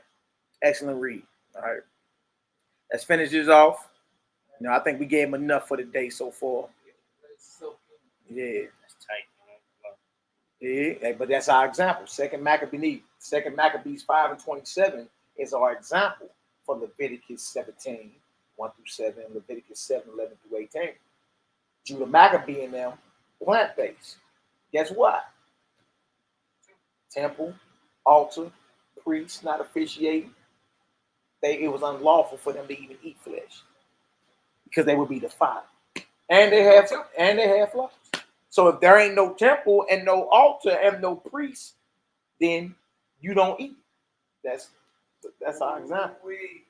Second Maccabees 5:27. Now we got the law. Yep, and the testimony. Prophet. Yeah. Precepts. Yeah. And a testimony. That means he observed. So this ain't no way to work your life. No. And I said you call the cat got tricked. Yeah, I don't know what these cats be on, but anyway. Oh, look. It's all good. All right, for elucidation of this, the war scroll at Qumran, yes, the Essenes had what's called a war book, a war scroll. You know what I mean? That war, that battle between Israel or Judea and Rome was a messianic war. They thought the world was over. Them brothers, they ended up at Masada, bang, till they died. Like, man, we going out. So that was a messianic war because the Essenes had, you know, they had expectations of a Messiah. You see that? That was a messianic war against Rome. Brothers bang to they went out on their shield. They consider these vessels so holy they refuse to be captured. The zealots you read about in the scripture, that's the military arm of the Essenes in them, or the military arm of the Nazarenes. They the zealots. That's good though. Like if I'm now captured, like I fight to my death. Because I'm now captured, you can force and put anything. You can force me into subjection. You can force me into defilement. They were so zealous. That's why they call zealous. They were so zealous over purity that they refused to be captured alive. Whatever you do to me, I'm gonna be dead.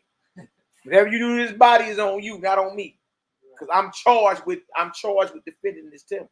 So then it makes sense like that the zealots like they roll with like the scenes came out of like the Maccabees or whatever. Yeah, exactly. It's all connected. Because there wasn't nothing but like the distance between us and Harriet Tubman.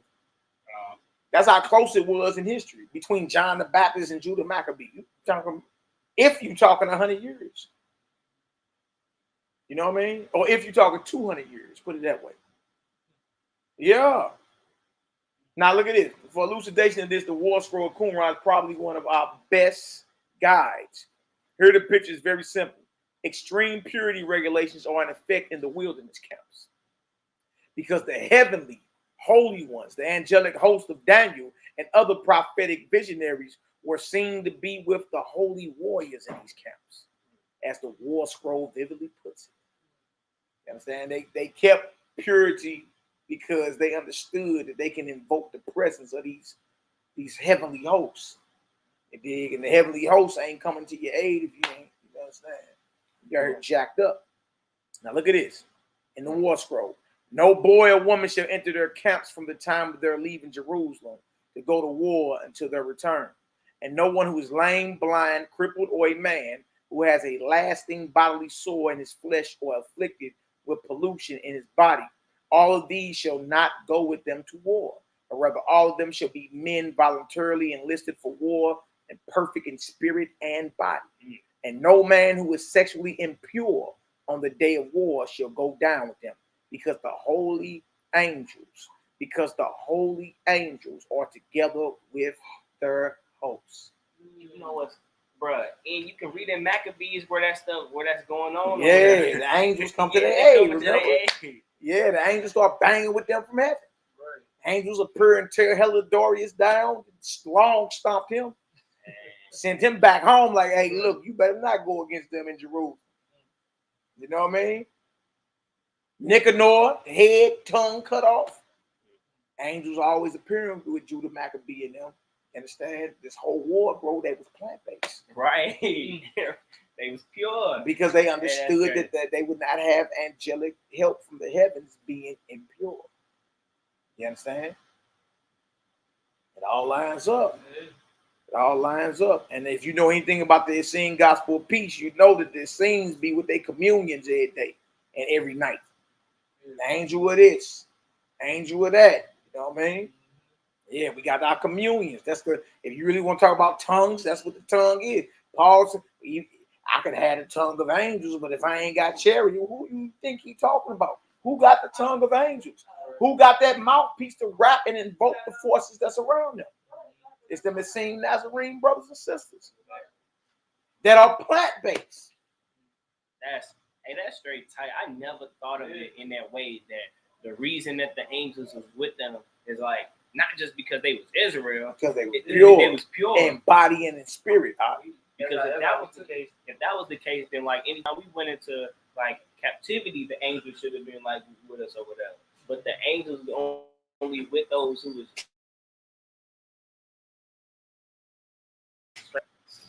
All right, the persons barred from these holy camps, for instance, the blind, lame, crippled, or sexually impure, are just the people Jesus pictured as keeping company with in the Gospels. Extreme purity regulations associated with temporary or lifelong Nazaretism, wilderness sojourns, or the kind of wilderness camp regime described in Qumran are doubtlessly also connected to what is implied under the notion of the Zadik, or the righteous one, in this period. It also helps to understand the ideology behind this vegetarianism, which is comparatively simple and straightforward. Ooh, wee, boy. Ooh, wee. And there's more, too. I kind of want to keep going, but we're going to go ahead and close it out for the day, man. All right, when we get back on, we're going to start on chapter 11, page 95. We're going to go on to Noah. Because when you get over to page 96, he straight say it like, man, look, Noah and his family was not eating flesh. It's obvious. Obvious. You know what I mean? That's like, wow, man. So we go deep again, y'all. This James, the brother of Jesus, and the Dead Sea Scrolls, volume 1, the historical James, Paul, the enemy, and Jesus' brother as apostles. All right. All right. So now we got the example. Nehemiah, talk to his big homie. What's the word? Man, look, I'm blown away because you had a testimony on top of it, man. That's even more powerful. Yeah. Absolutely. Absolutely, big dog. So now we see the prophet with what's supposed to be. Mm-hmm. We can actually go into the regular rights that we got in Genesis and see that, you know, when Moses, when Noah had entered the ark, Moses had told him to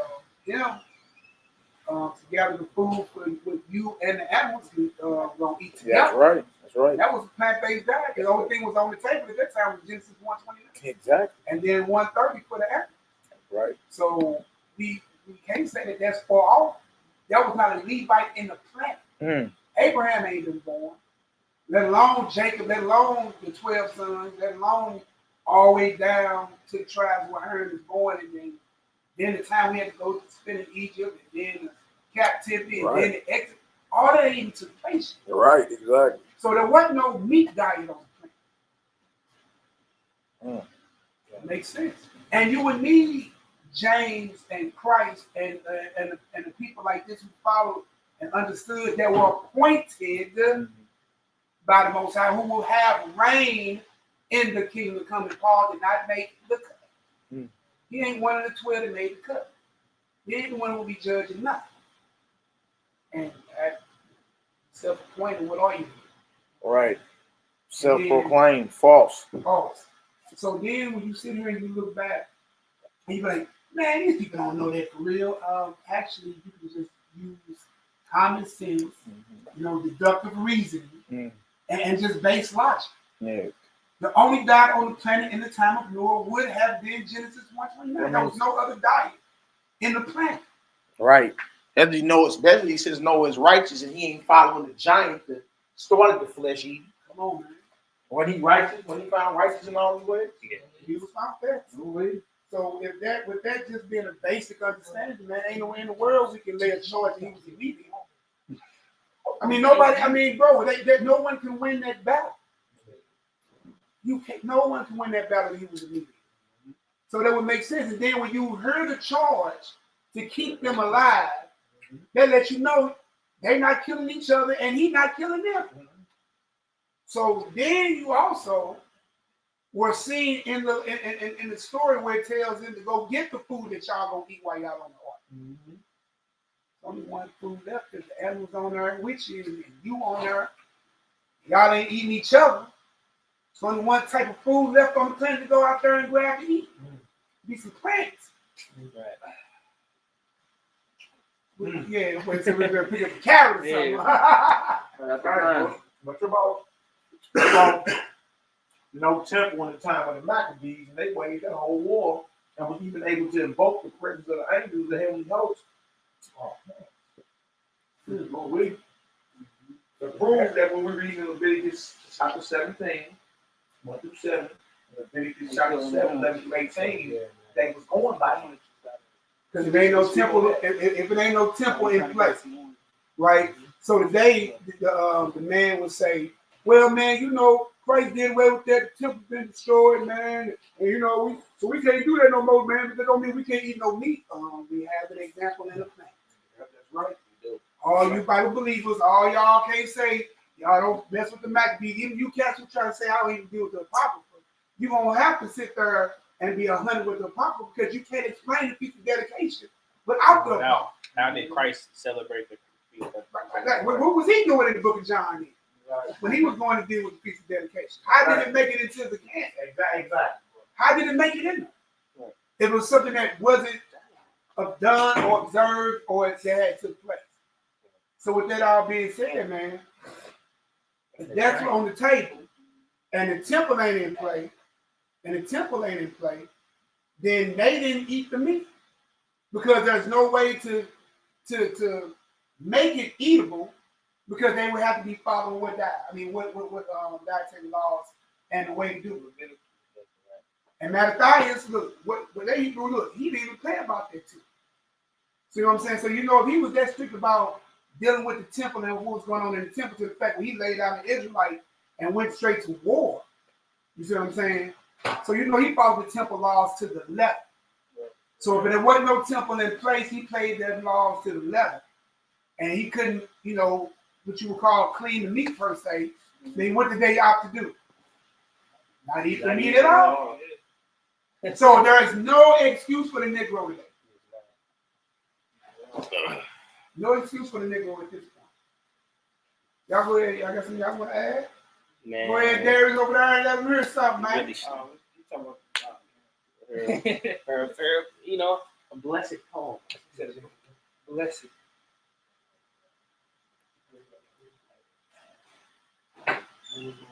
Hey, he's back. We might just do this prayer real quick. I know, right? Discipline. Some people say, yes, sir. The real world is physical. Some people say the real world is spiritual. Reality is what you perceive from the spiritual and physical. Yeah. This.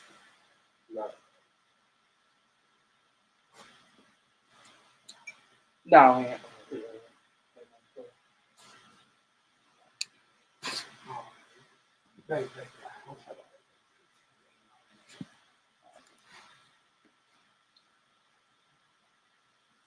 wait. Discipline. Who you think you are is entirely dependent on who people have told you are. Discipline. Everybody thinks they are running out of time. Of course you are. You are not aware of the present. The present is the only real time. There is no past. And there is no future. Discipline. You ready? Oh yeah, whatever. Yeah, I was just Let's go ahead and praise. Praise God, brother. Now praise and glory now to the Most High, man. We do the Son. HERBAL's drop. Yeah. And you just stay on the righteous path, man. I just did not know Judah Maccabee was a state. And then he was plant-based till he died.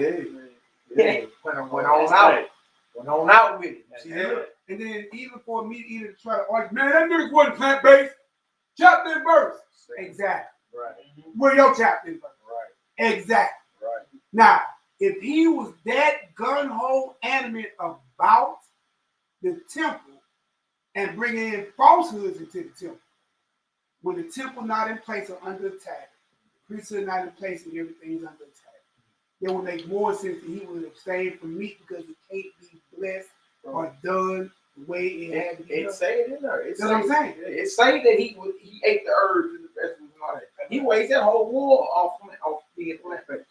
Whole war ain't plant-based. And then to invoke the power of the Most High, especially because in our earlier readings in the many episodes we did prior to 42, that there are demons attached to that meat that tether themselves to your soul. That's why what the scriptures tell you that some things have to be cast out through what? Fasting. You have to starve that demon out. You see what I'm saying? And then you sick, you spiritually sick, so guess what else you gotta do? You gotta sit here and pray, fast to get to the body. And then the herbs are for the what? The healing. So now you fasting, you praying, starving it out, and you healing yourself. So somebody like that, you know what I'm saying, that animate about God and the temple and, the Most High and his people all together, that makes sense why they can call on such power. Because they didn't have no parasites, no demons in them. You catch what I'm talking about? It was holy flesh-wise.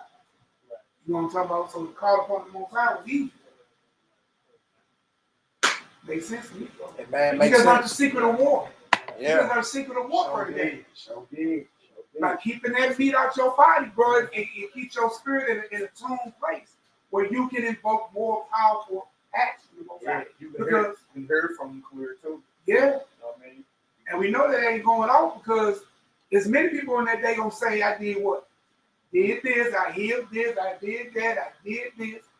I don't know you. Far from me, you workers of iniquity. How would you be working iniquity?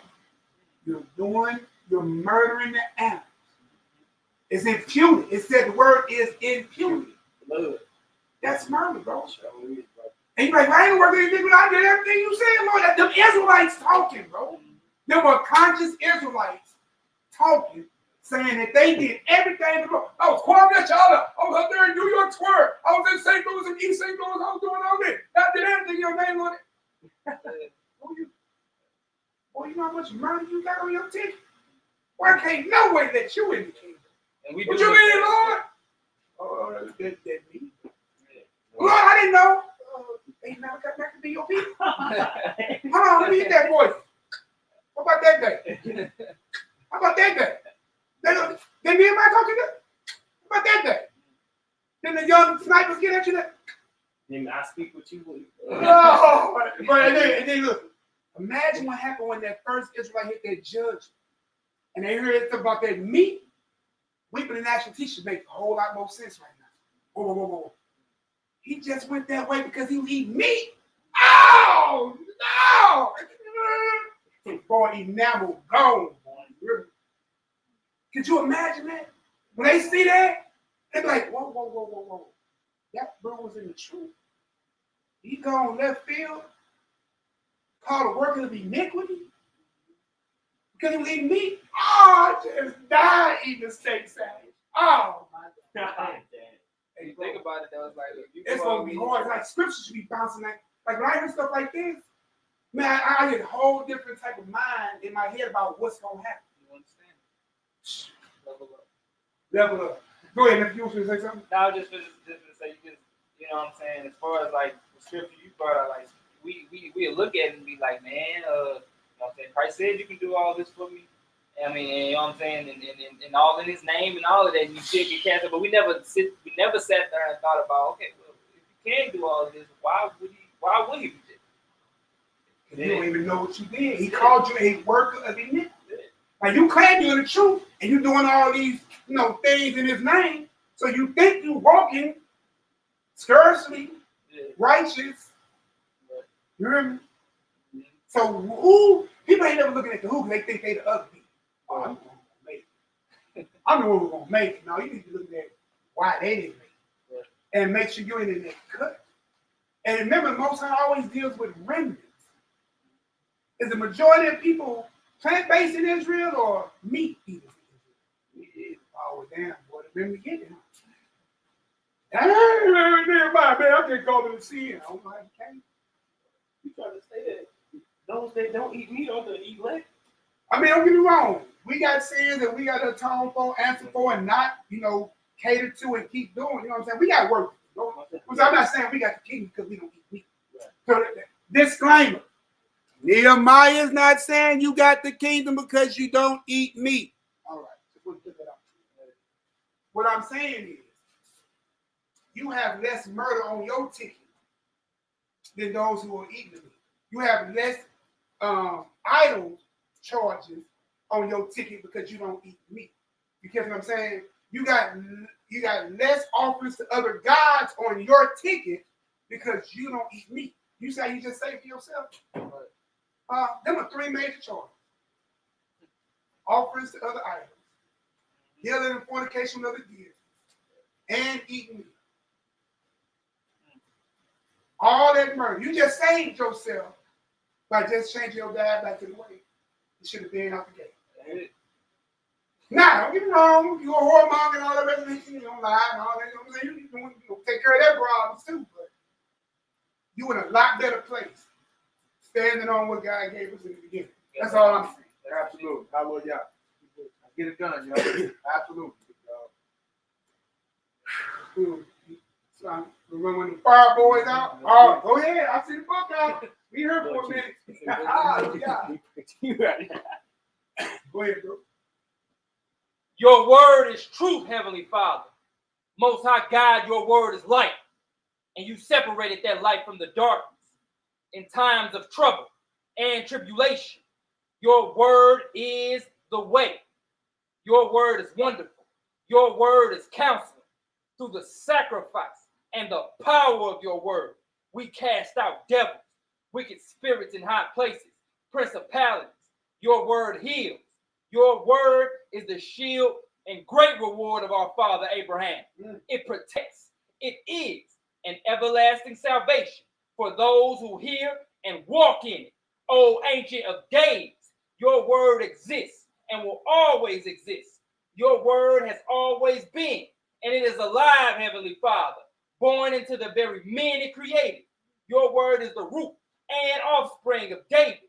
All power in heaven and earth did you give unto your word. And do we who choose to believe by your right hand invoke this power, stomp out and destroy the lesser powers of the enemy and Satan. They tremble. They tremble and fear at your word.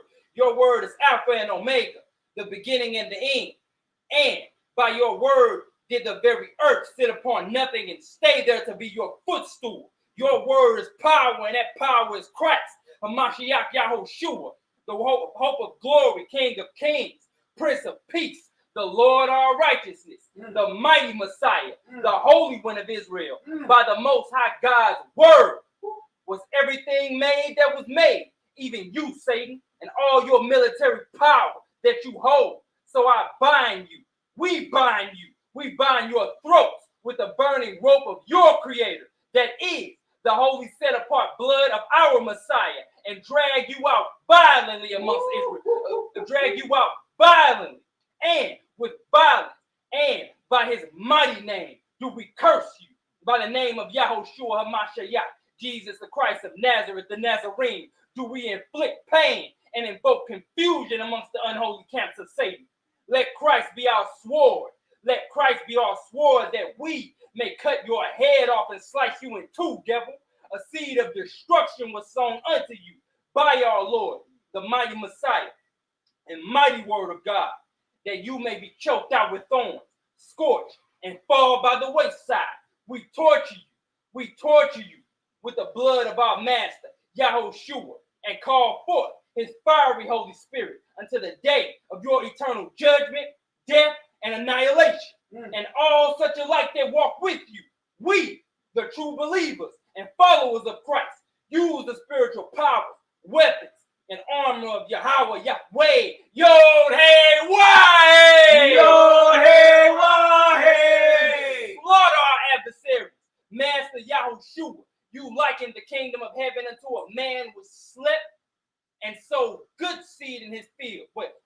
Sowed good seed in his field. But while men slept, his enemy came and sowed tares amongst the wheat and went his way. But I tell you, we do not fear. We call forth, invite, and invoke our Lord's fiery Holy Spirit and speak crop failure to every seed demons have sowed in or around our lives.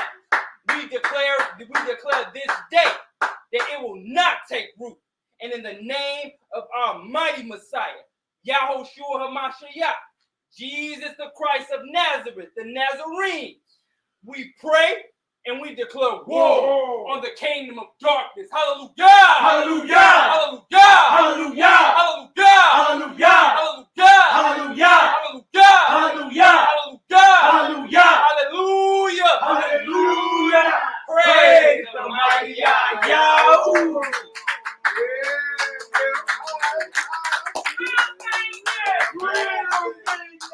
I see. Boy, hey, I like that. I go that whole way you put it. Right. The enemy came in, so turn. Blessings, brother. All praise. Crop failure. All praise to the Most High. Oh, good. Hey, yeah, you know he is. Head, hands were spread. Well, we do.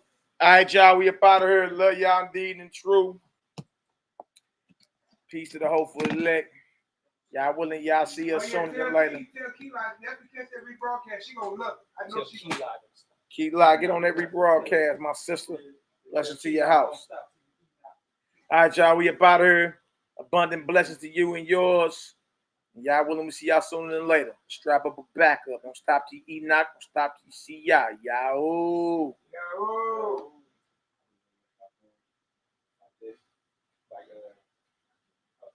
Like this.